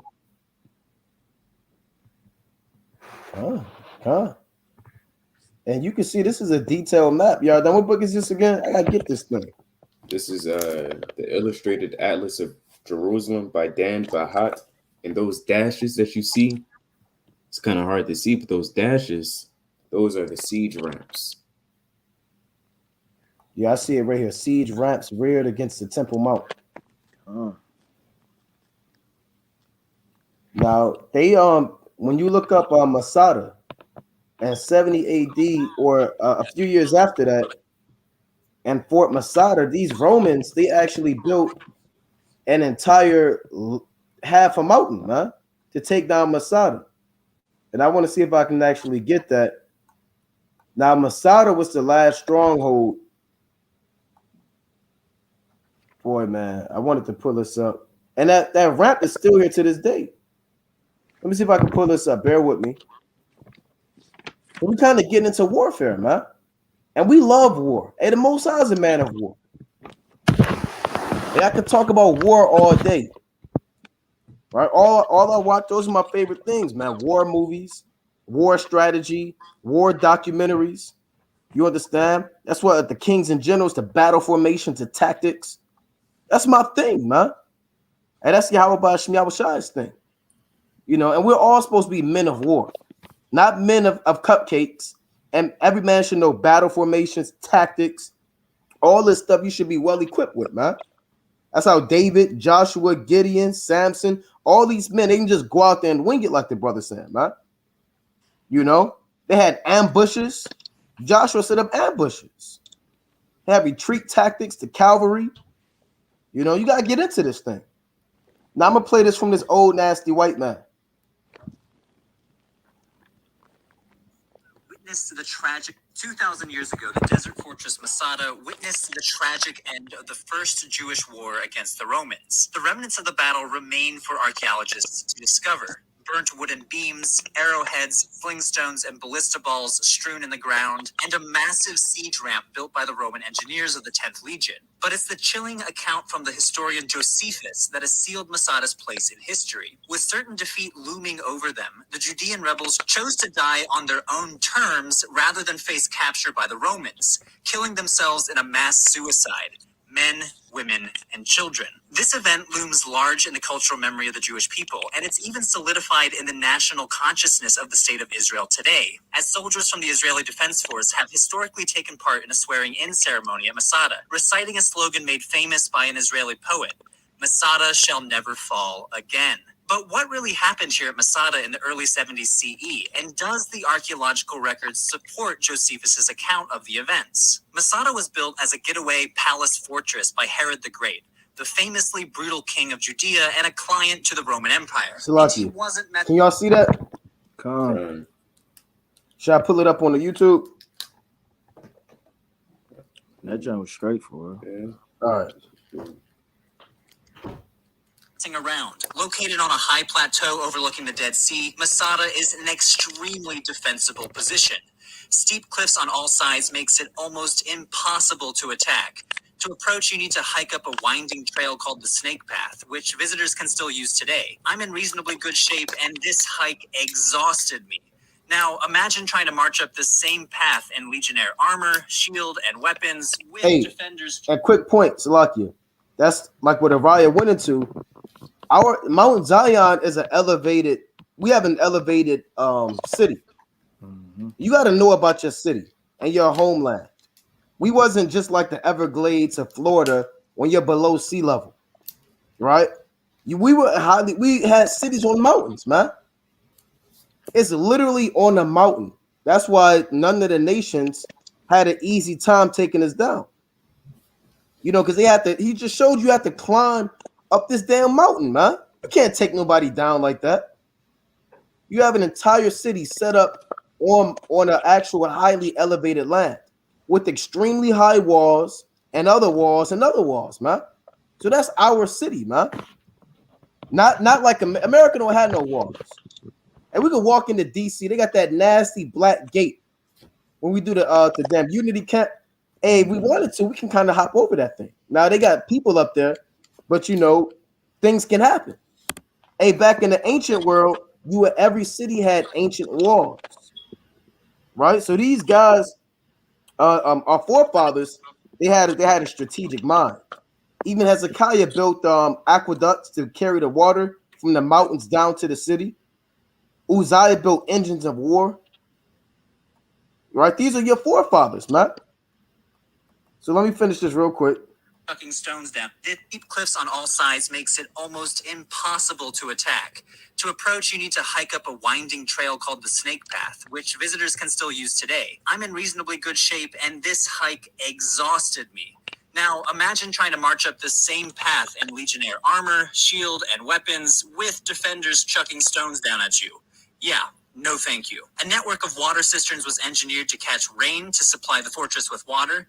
Dwelling spaces were built directly into the wall and could be filled with rubble to reinforce it during the siege. And never a man to skimp on the niceties of Roman lifestyle, Herod also built an insanely impressive palace on a series of terraces on the north side of the mountain. But this story is not about Herod. Masada is most famous for the event that occurred 75 years after his death, as the site of the Jewish rebellion's last stand against the Roman invaders. Now, Judea had long been under Roman rule, but in the late 60s CE, the population revolted, leading to the devastating sack of Jerusalem in the year 70, when the Romans destroyed the second Jewish temple. A rebel force under the command of Eleazar ben Yair held out at Masada for several more years, until the 10th Roman Legion attacked it during the winter of 72 or 73 CE. All of our data about the siege of Masada comes from two sources: archaeological data and the historian Josephus in Book 7, chapters 8-9 of his account of the Jewish War. The archaeological evidence in particular is indispensable for what it tells us about Roman war tactics. Even today, you can see the remnants of the siege in what the archaeologist Gwyn Davies calls the most complete surviving siege system of the ancient world. It includes a series of encampments built around the plateau.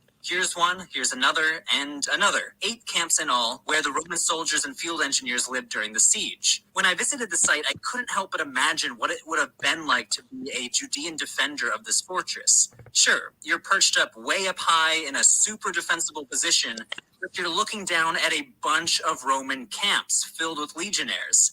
This must have been a blow to anyone's morale as you watch a professional army go about their daily preparations to try to kill you.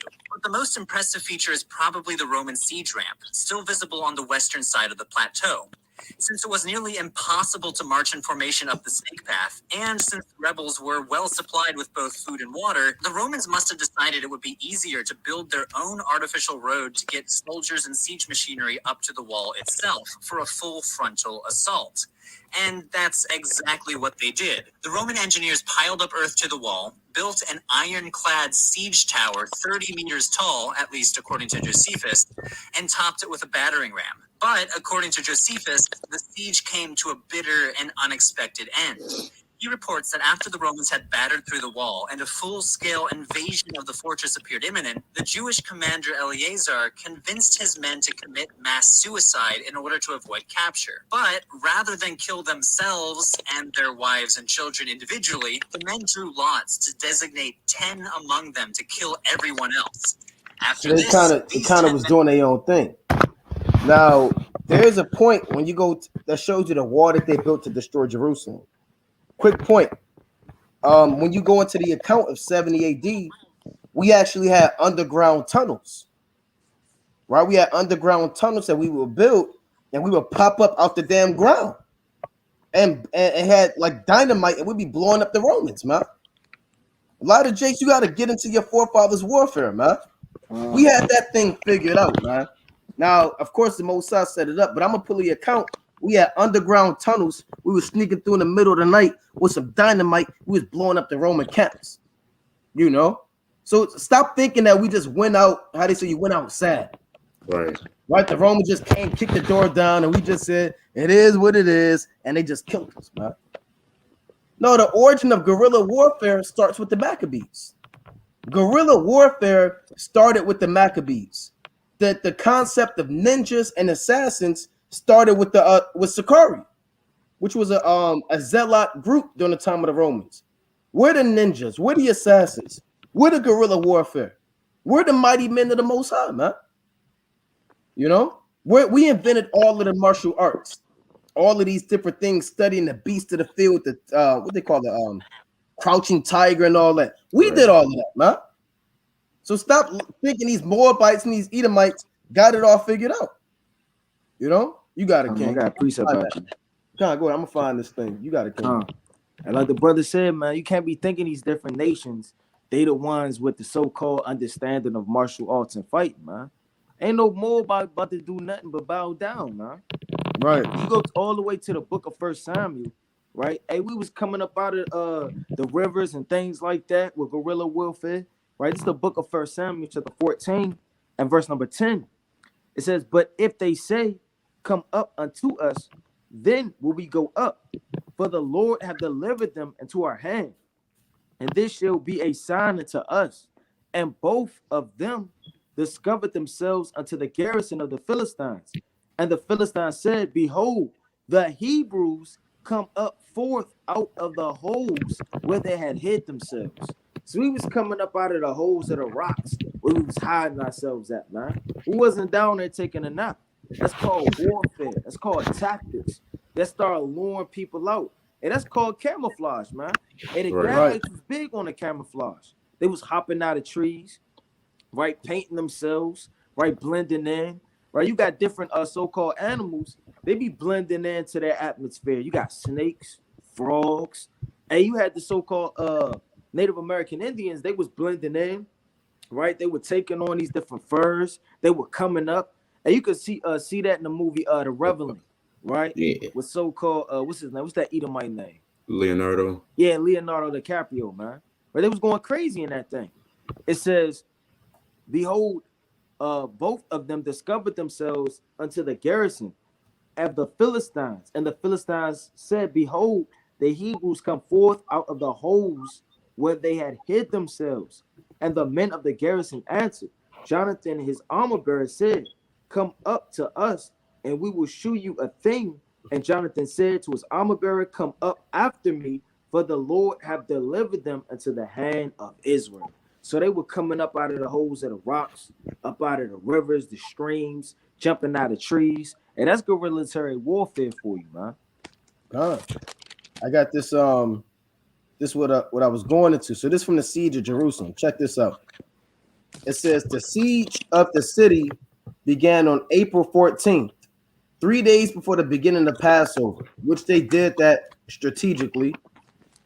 The Jews enjoyed some minor victories. One high point being, check this out, when sappers, right? A sapper is they call them combat engineers, right? They deal with high level of demolition and minefields. We had those guys, man. You know, it says when sappers from Adabim managed to tunnel under the city and set bitumen fires in the tunnels. Now bitumen is really they say it's asphalt, but it's used to blow up stuff. You know, it says asphalt. So let me pull it back up. Also known as bitumen, is a sticky black, highly viscous liquid or a semi-solid form of petroleum. So this thing, you can ignite this thing. So our forefathers, we had bombs, right? Which collapsed with the Roman siege engines falling into the crevices because they was taking these siege engines up the ramps, and we built these tunnels and set these bombs up, and then we ran out and pressed the damn button or whatever we did, right? And the damn thing exploded, man. Right. So stop thinking we was just a get down, lay down kind of guy, man. Right? That's what Jake is now. Jake is a coon and a sellout, and he's weak. We had bombs back then. You know, so we didn't go out sad, how they say. You got it, King. You had some yard done? Okay, Con. So let's go back to the scriptures. Let's go back to Luke chapter 21. Right? So that's a good study right there, man. And then also, well, let's pull that up first. Right? Luke 21 and 20. See, the brother said he was a combat engineer. We had combat engineers. Had damn bombs in this thing, man. Let's pull that up in Luke 21 and 20. It's the book of Luke, chapter 21, verse 20. And it reads,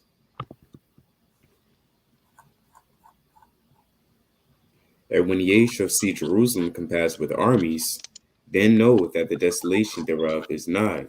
So now he's speaking the same thing. Jerusalem was compassed with armies. And they really came in during the time of 70 AD when you look into it. And we may just do another lesson just going in depthly on 70 AD.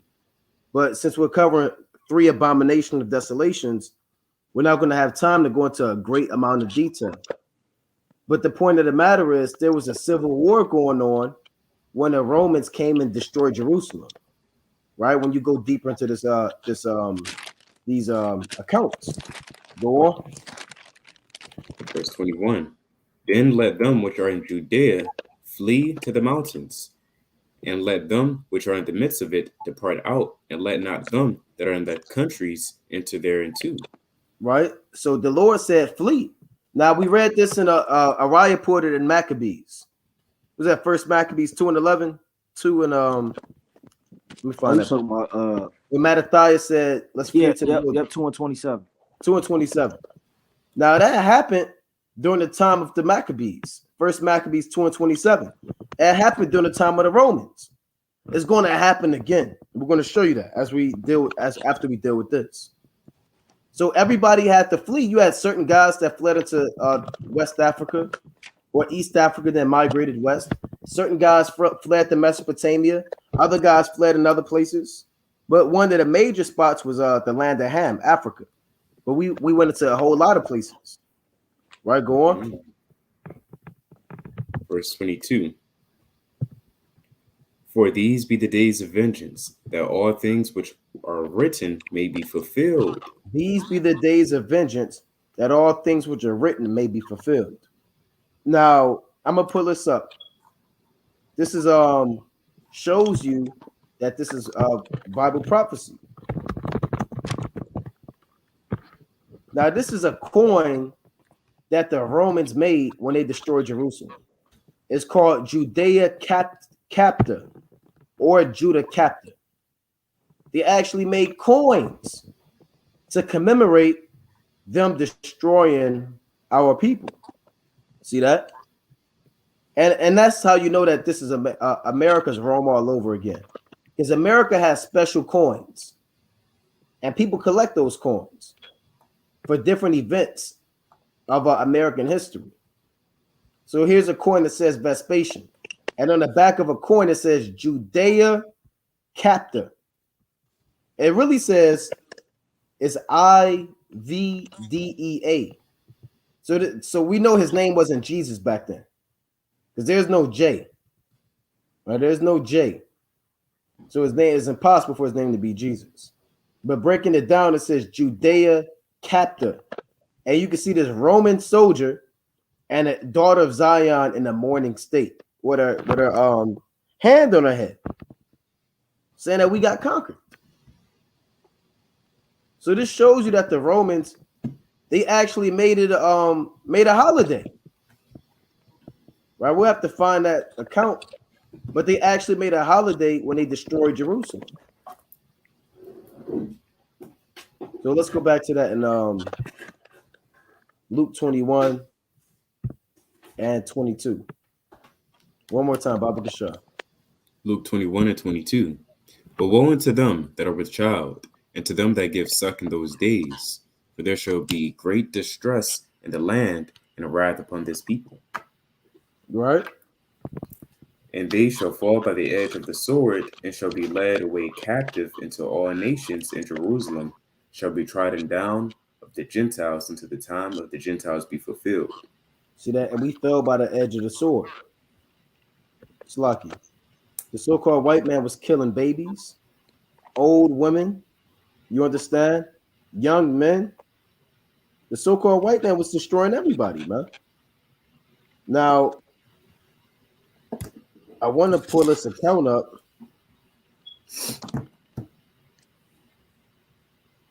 Bear with me. There's an account of the chariots actually being in the sky during 70 AD. I'll have to find that account, but there's an actual account. It may be in Josephus that actually goes into the chariots being in the sky, you know, around the time of 70 AD. So the point of the matter is they came and destroyed Jerusalem. They even have pictures.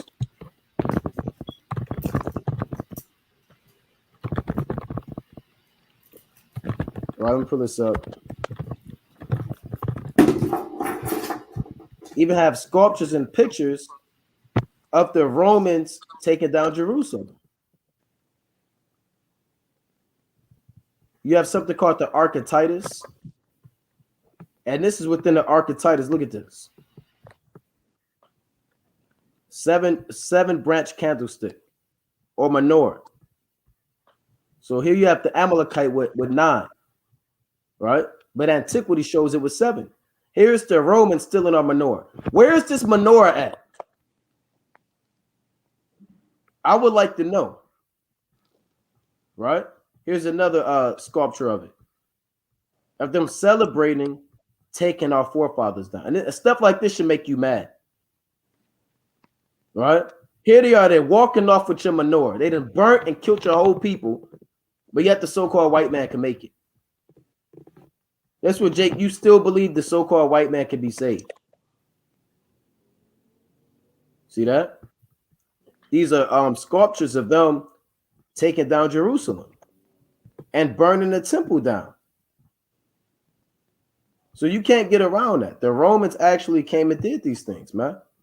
They committed great atrocities against our people. And guess what? We're going to do that to them. The Lord said we're going to wipe our feet in the blood of the wicked, man. You're going to dash babies' heads against the stones. You're going to be doing the thing, man. You got it, King. Hey, the Lord said we're going to rob them, man. Yeah, we're going to rob take let me get that real fast. Everything they took, hey, we're going to take it right back, man. And we're not going to ask it. We're not going to have them sign a waiver. We're going to take it from them, right? And they took it from us. That's a just balance, man. Right? False abominations, right? False balance is an abomination to the Lord. This is the book of Ezekiel, chapter 39, right? And verse number 9. It says, and they that dwell in the cities of Israel shall go forth and shall set on fire and burn the weapons, both the shields and the bucklers, the bows and the arrows, and the hand staves and the spears, and they shall burn them with fire 7 years, so that they shall take no wood out of the field, neither cut down any out of the forest, but they shall burn the weapons with fire, and they shall spoil those that spoiled them. Right? It's going to be wreaking havoc, man. Right? It's going to be death. All hell going to be breaking loose. And rob those that rob them, saith the Lord God. Right? You read about spoils in Zechariah 14, chapter 2, man. Where all hell going to be breaking loose, ravishing in these cities, dragging up these heathens, and stealing everything that they ever stole from us. When you go to the book of Job, the 20th chapter, well, let me get that real fast. The Lord said he's going to have them vomit all of the riches and everything they stole back, man. The menorahs and the bucklers and all of the cheap things our forefathers had. Right? It's the book of Job, chapter 20. Right? I'm going to start at verse 15. He swallowed down riches, and he shall vomit them up again. God shall cast them out of his belly. Right? So everything that he ever stole, the Lord going to make him give it back. And I was going to this not too long ago. It's somewhere, right, probably on earth, where all of our forefathers' bucklers are, all of the shields. They're not buried somewhere in the dust, man. Esau has them, man. Probably an underground place, right, that these rich, illuministic demons, right, that they have all of these things and all of our riches and all of our artifacts through the spirit, man. Right? It says, he shall suck the poison of asps, the viper's tongue shall slay him. I mean, he's going to get destroyed, man. So everything they ever stole, they're going to have to give it back sevenfold. That's plain upon tables, man. That's plain upon the tables. And you can't get there's no escape. There's no mercy. And I'm gonna pull this up, man. I had it, but Satan came up immediately and taketh away the word. And let me pull this up real quick. I want to pull this up. Bear with me, King. You got it. Come. Right? So let's go to it, man. Let's go to the book of I'm going to go to First Maccabees. Right? Pull this real fast. Going back to our forefathers in war, man. Because war is something you got to get used to hearing, man. It's war all throughout the Bible. You have the war in the Old Testament. You got the war to the New Testament, man. And in the last days is going to be war. So don't ask me why y'all talk about war so much. Why y'all talk about vengeance and bloodshed and retribution and all of these things and slaughter? Because it's in the Bible, man. When you go to the book of First Maccabees, right, and they were set to war, where you had the Assyrians, man, that were warriors of our forefathers.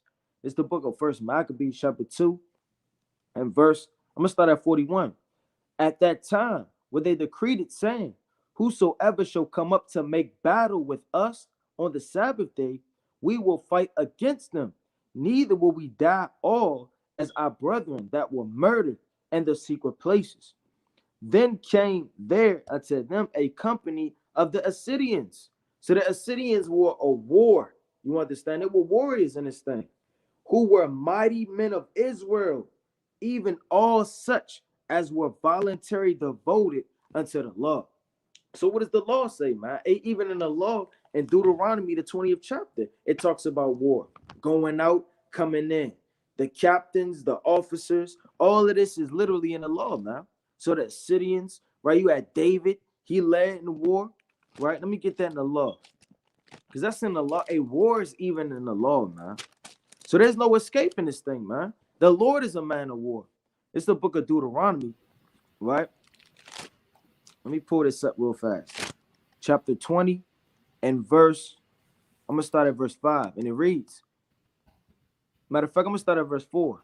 For the Lord your God is he that goeth with you to fight for you against your enemies and to save you. And the officers shall speak unto the people, saying, what man is there that have built a new house, right, and have not decorated? Let him go and return to his house, lest he die in battle and another man decorate it. And what man is he that have planted a vineyard and have not eaten of it? And let him also go and return to his house, lest he die in the battle and another man eat of it. And what man is there that have betrothed a wife and have not taken her?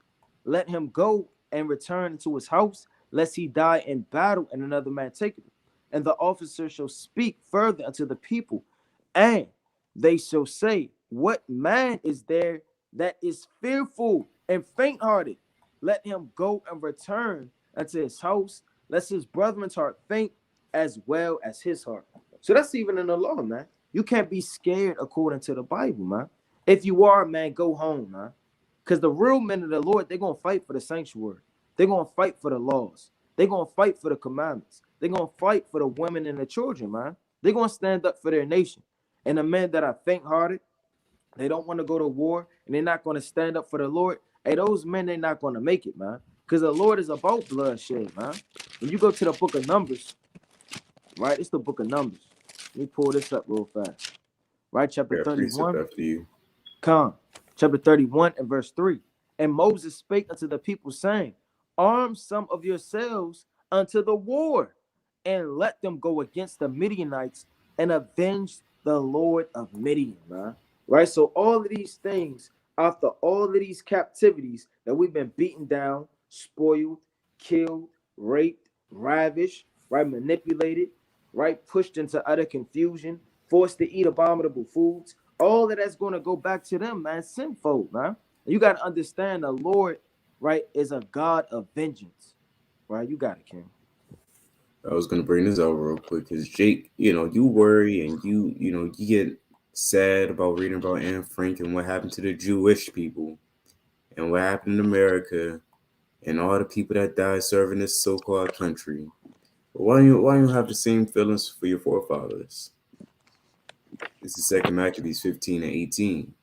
For the care that they took for their wives and their children, their brethren and folks was in least account with them, but the greatest and principal fear was for the holy temple, right? A lot of you Jakes, if you was in the ancient world, you probably wouldn't care about the holy temple.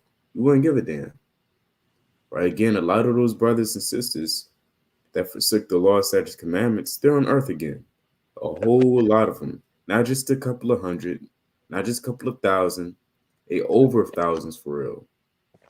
You forsook the holy temple, the laws, the covenants, right? And you don't want to consider your forefathers and the things that were written in the past, right? And I always bring out when we go out there and teach, if you don't know if you don't know the past, then you're damn sure not going to know how to conduct yourself and move towards the future. Come. Hey, and another point, the more history and accounts you know, the more angry you will be and want justice to be served, man. The more you don't know, the more you lackadaisical, you're relaxing, you watch TV, you just want to keep, right, the fringe law, the beard law, and the dietary law. And you're not going to increase with zeal, man. Our forefathers hated the so-called white man. I love the Maccabees, man. I was reading that earlier through the spirit, man. And how strong our forefathers were, how much courage they had. It's the book of First Maccabees, and all cowards are going to die, man. In the last days, the Lord building up a spiritual army. You understand? Now, in that day, you're going to have 144,000. You got spiritual power for being the Lord, right? If we count it worthy, right? But right now, we're getting everything together. And you got to be in the Lord's army, meaning you got to teach the people, right? You got to help the sick, the blind, the lame. You got to do the acts of old, man, just like our forefathers did, and be ready to die in battle. Because this is spiritual warfare, man. Don't think you have to see a physical sword or a physical bomb to know that you're at war, man. Every single time you go out on the highways and byways, you could die. Every single time you sitting up there and your damn picture may be on a poster, man. This is serious, right? It's the book of First Maccabees, chapter 11, and verse 67. As for Jonathan and his hosts, they pitched at the water of Guerrilla, from which betimes in the morning they got them to the plain of Nassar. And behold, the host of strangers met them in the plain, who having laid men in ambush for him in the mountains, came themselves over against him. So when they that laid in the ambush rose out of their place and joined battle, all that were of Jonathan's side fled. So you're going to have a lot of men fleeing in these last days. You're going to have ambushes. You're going to have war, right? The so-called white man, you're going to set a raid. You're going to come to take you down. It's going to be a lot of brothers you labor with. They're going to flee. A lot of your family. Maybe people in your congregation, man. Hey, the Lord's raising up the strong in the last days, man. That don't mean you got to weigh 3,000 pounds and lift all of these damn barbells, man. You got to be strong mentally. You got to be strong spiritually. And you have to have faith in Yahweh Shah. It says what? And so much as there was not one of them left except Mattathias, the son of Absalom, and Judas, the son of Kelthai, captains of the host. So it's going to be a remnant that actually endure this thing when all hell actually breaks loose and things get tough. And I want to pull this up real quick, so brothers can see what this is. Going back to the Romans and being men of war, right? This is let's see. The temple falls. This is from Turning Point of the Ancient World. It says, by August, the victory Titus sought seemed just as elusive as ever. But then came a dire omen. On August 5th, the last of the daily sacrificial lambs ran out. Right? Capitalizing on the dependency Salakia, of the defenders' morale, Titus saw his chance. Less than a week later, the defenders launched an attack, determined to repel the Romans. In retaliation, a Roman legionary hurled a torch into the midst of the it says Jewish or Israelite ranks. The defenders scattered as the flames arose, raging out of the control until the entire northern colonnade of the temple was engulfed. For weeks, the Romans had encountered fierce resistance as they attempted to overcome the bottleneck of the Antonia fortress. But now the defenders only looked on in horror as the enemy broke through at last, swarming into that wide open space of the central courtyard. The Roman formation now came into his own, consumed with bloodlust.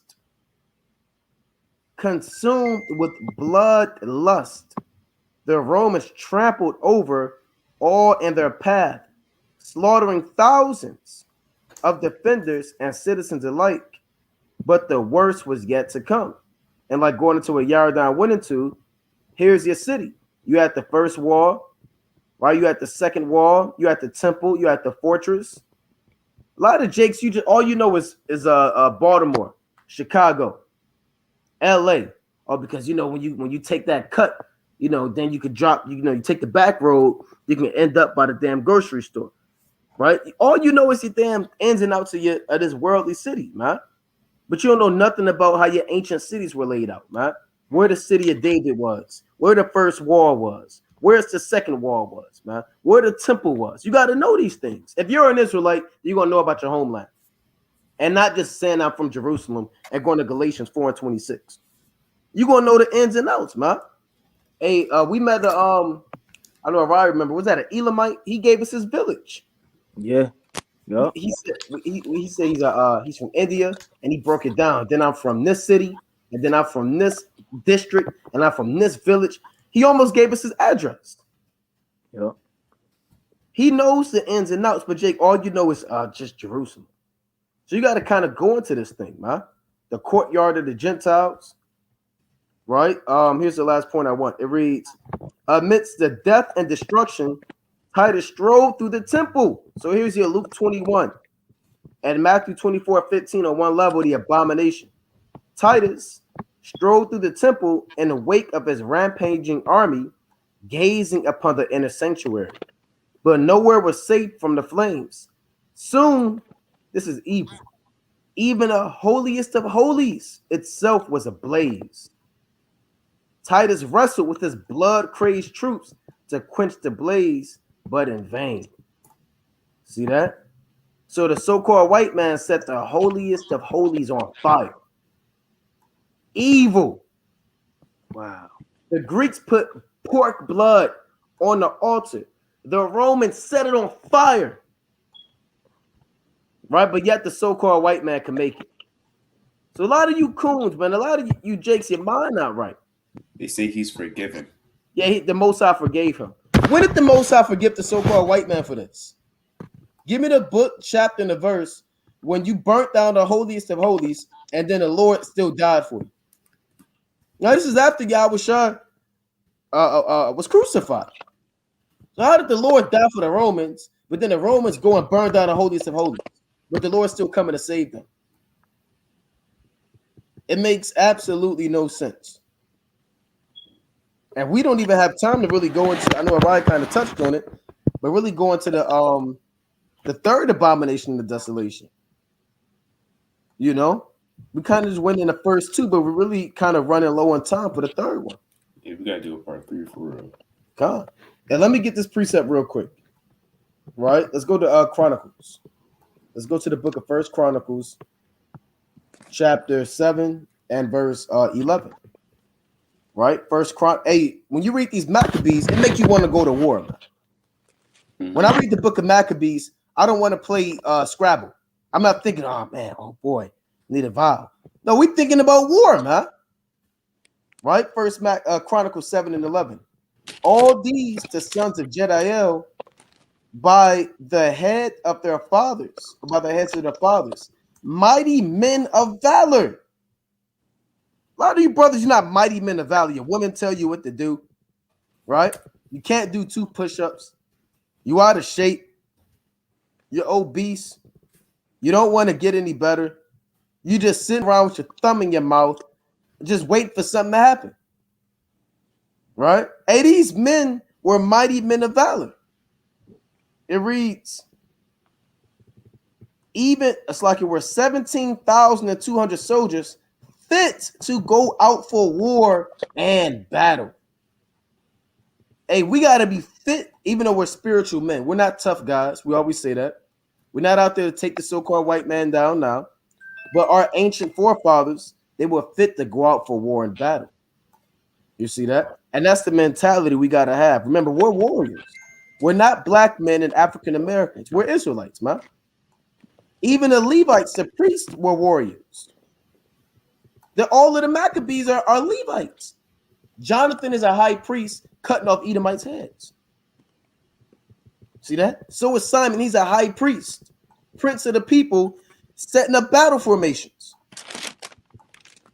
Hey, there's an account in 2 Maccabees 15 that says praying to the Most High with their hands, or praying to the Most High in their heart, and having a sword in their hand.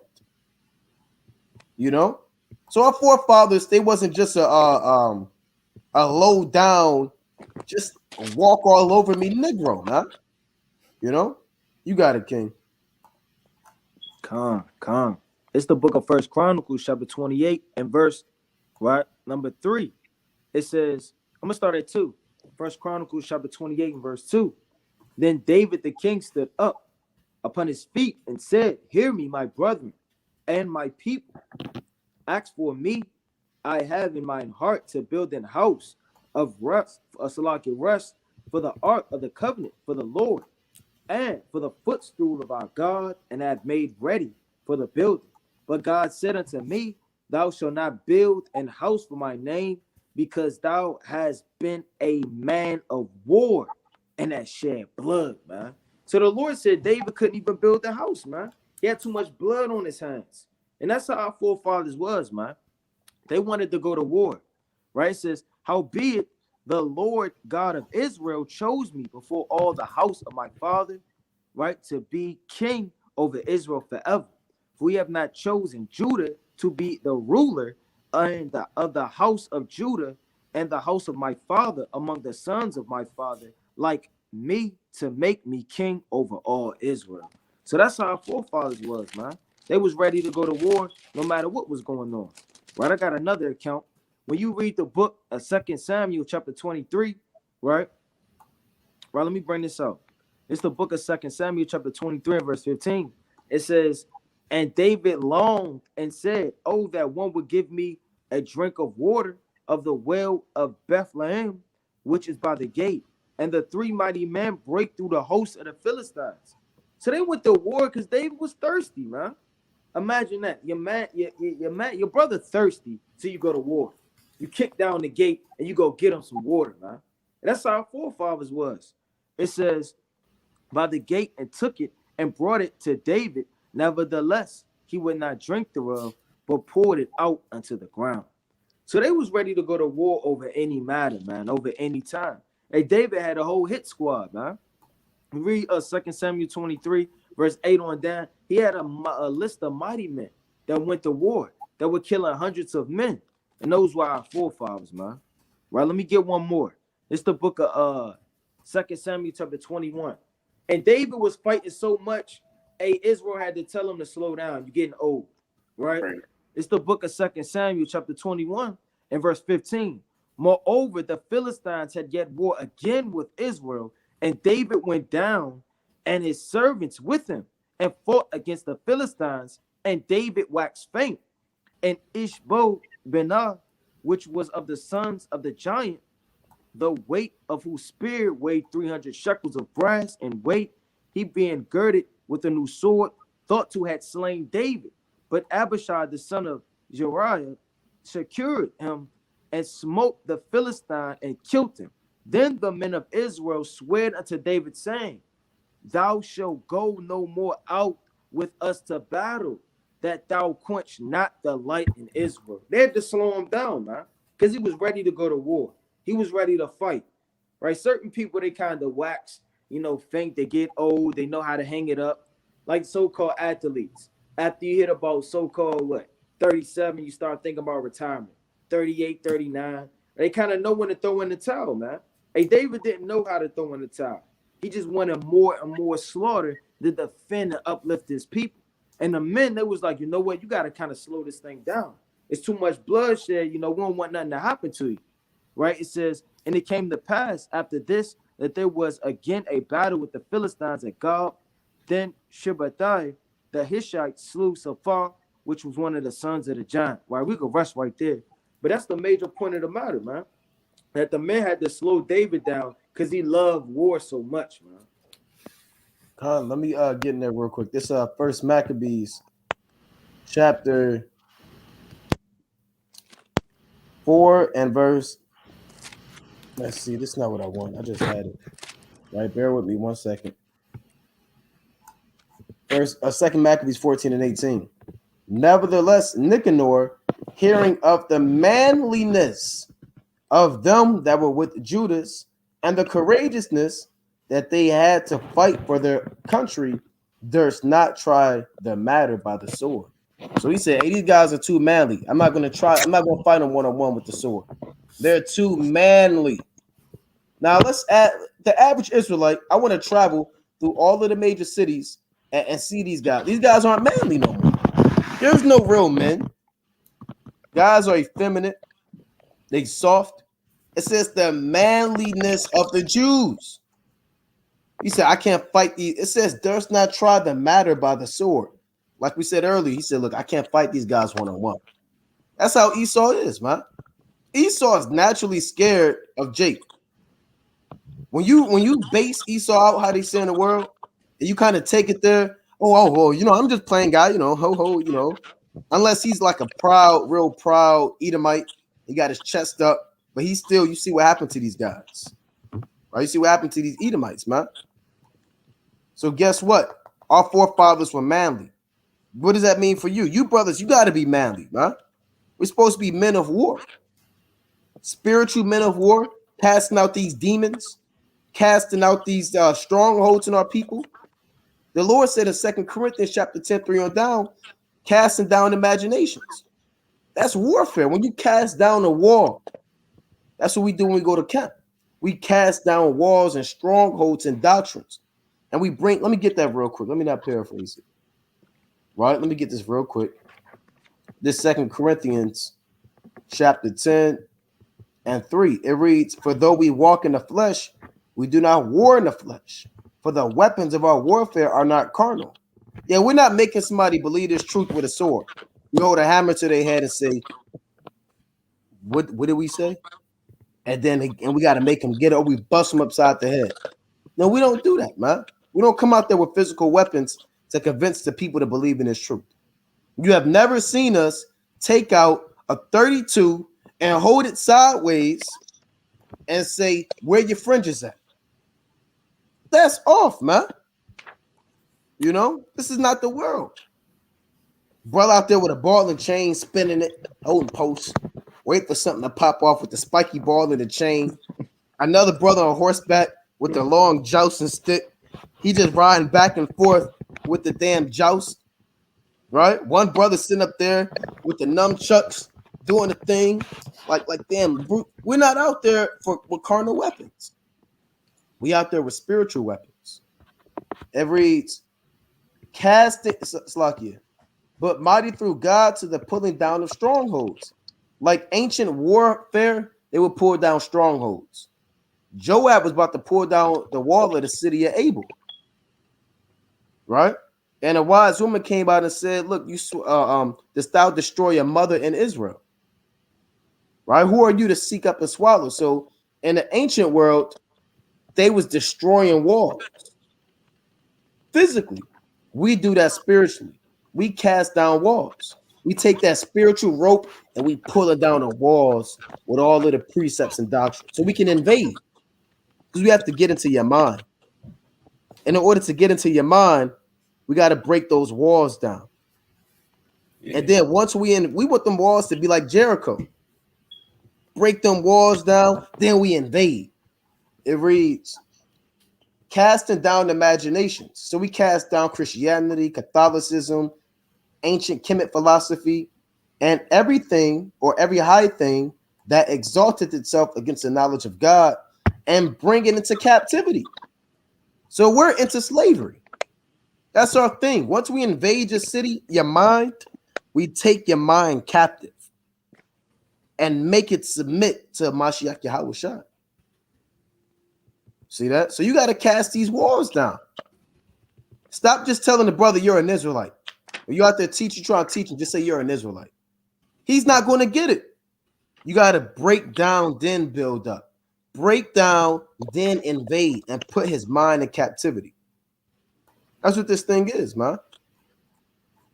You got it, King. Right. And a lot of Jake's mind has been besieged in a similar fashion that the walls of Jerusalem has been besieged. All right. God. And guess what, man? Once we take your mind captive, it's over. And that's our goal, is to win souls for the Most High. So we, like I said, we may not have time. It look like we running short to go into the last abomination of desolation, right? Going into 2nd Ezra 16. You on a run, no food, no water. And we're gonna go into it, man. We may touch on bug out bags. A lot of you Jakes, you into bug out bags. We're gonna touch on doomsday preppers. We're gonna touch into on martial law. We may touch on FEMA camps, guillotines, right? We might touch on faith, and we got a lot we want to get into, man.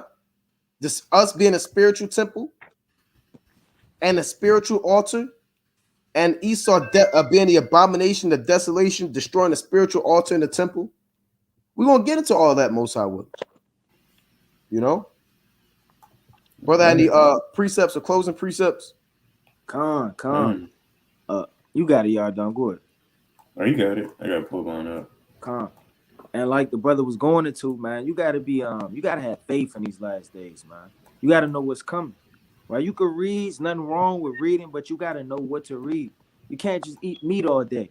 Right? You can't just eat certain things all day. You have to have a balanced diet. Right? You have to go into the Maccabees. It's the Feast of Dedication, man. You gotta be in war. You gotta be in prophecy. You gotta be in the last times, understanding what's going on, man. All hell breaking loose for Russia and Ukraine, right? You got to be in world news, right? You got to know what's going on with the NATO, right? You got to know what alliances is kicking up, right? You got to be in this thing. If you really in this truth, stop just watching videos of Jake yelling at the so-called white man. Pull 2 precepts and yell for 50 minutes, man, right? You got to be in this thing for yourself, because once all these avenues cut off, YouTube, right? The men of the Lord, they're not on the highways and byways no more. You're going to be left with just your faith and the knowledge you know in those last days, man. That wisdom and knowledge and understanding that you have accumulated during the time and grace period that the Lord gave you, right? And then you're going to have the faith, right, that you have built up over that time. And you're going to be in them days by yourself. You got to be able to call upon the name of the Lord. Remember these precepts. Look at Esau, like understand what's going on, and link it up through the prophecies and the scriptures, man, to give you faith and hope, right? But I'm going to pull Revelation. Right, chapter 3 and verse number 2, and it reads, "Be watchful and strengthen the things which remain that are ready to die, for I have not found thy works perfect before God." And that's always a reason to examine yourself, because you always on fire. You damn fasted 3 times in a week. Hey, you still not perfect before the Lord. There's always something that you can sharpen up on, whether it's your reading schedule, whether it's taking care of your household, right? Whether it's sharpening up on history, whether it's going into geography, whether it's being your brother's keeper, man. Maybe it's your charity. Maybe you have prophecy. You have all of these different things. You know how to read, you know how to teach, but you have zero charity. It's always something to examine yourself in these things, because you're not found perfect before the Most High. It says, "Remember, therefore, how thou hast received and heard." So all of these breakdowns, all of these videos, you have to remember these things. Don't just read and don't apply it and go back in the world to your job or go in the next room and watch TV, man. Everything that you've accumulated in this truth, read, written down, you have to apply it and remember it and hold it fast. And hold fast and repent. If therefore thou shalt not watch, I will come unto thee as a thief, and thou shalt not know what hour I will come upon thee. And that's not always talking about the Lord cracking the sky. He could visit you with a death angel. He could visit you by snatching you out the truth, right? He could visit you with a philosophy because you wasn't studying, and then knock you off your feet, and now you a tree shaking in the wind. So the Lord could visit you any kind of way, man. We got to be on fire and watching the times, watching our spirits, right? Watching over our brethren, right? And our sisters and our children. And we got to make full proof for the ministry. This is Sirach chapter 36, verse 18. "The belly devoureth all meats, yet one meat is better than another." Right? Similar to what the brother was saying, sometimes we're going to have meat that's more profitable for you, right? This day, hey, maybe another day you're going to have something a little bit more profitable to you than the day before, right? Today, right, being in these last days, you have to find out what you should really be eating, what you should really be consuming. All right. And as we always bring out, there's nothing wrong with Psalms 101, Nothing wrong with Revelation 1-13, right? But you do have to grow in this thing. You have to understand that certain things, you just can't eat anymore. If you understand what I'm saying, right? You shouldn't be reading. What I'm saying is you shouldn't be reading Psalms 101 all day. Remembering that only one precept, right? You got to expand in this thing, because if you remain stagnant, then you're not going to grow. And if a tree doesn't grow, it's something defective with that tree, and the Lord's going to cut it down. If you have ears to hear, then you'll understand that the meat in this analogy is, certain topics, and you're the tree.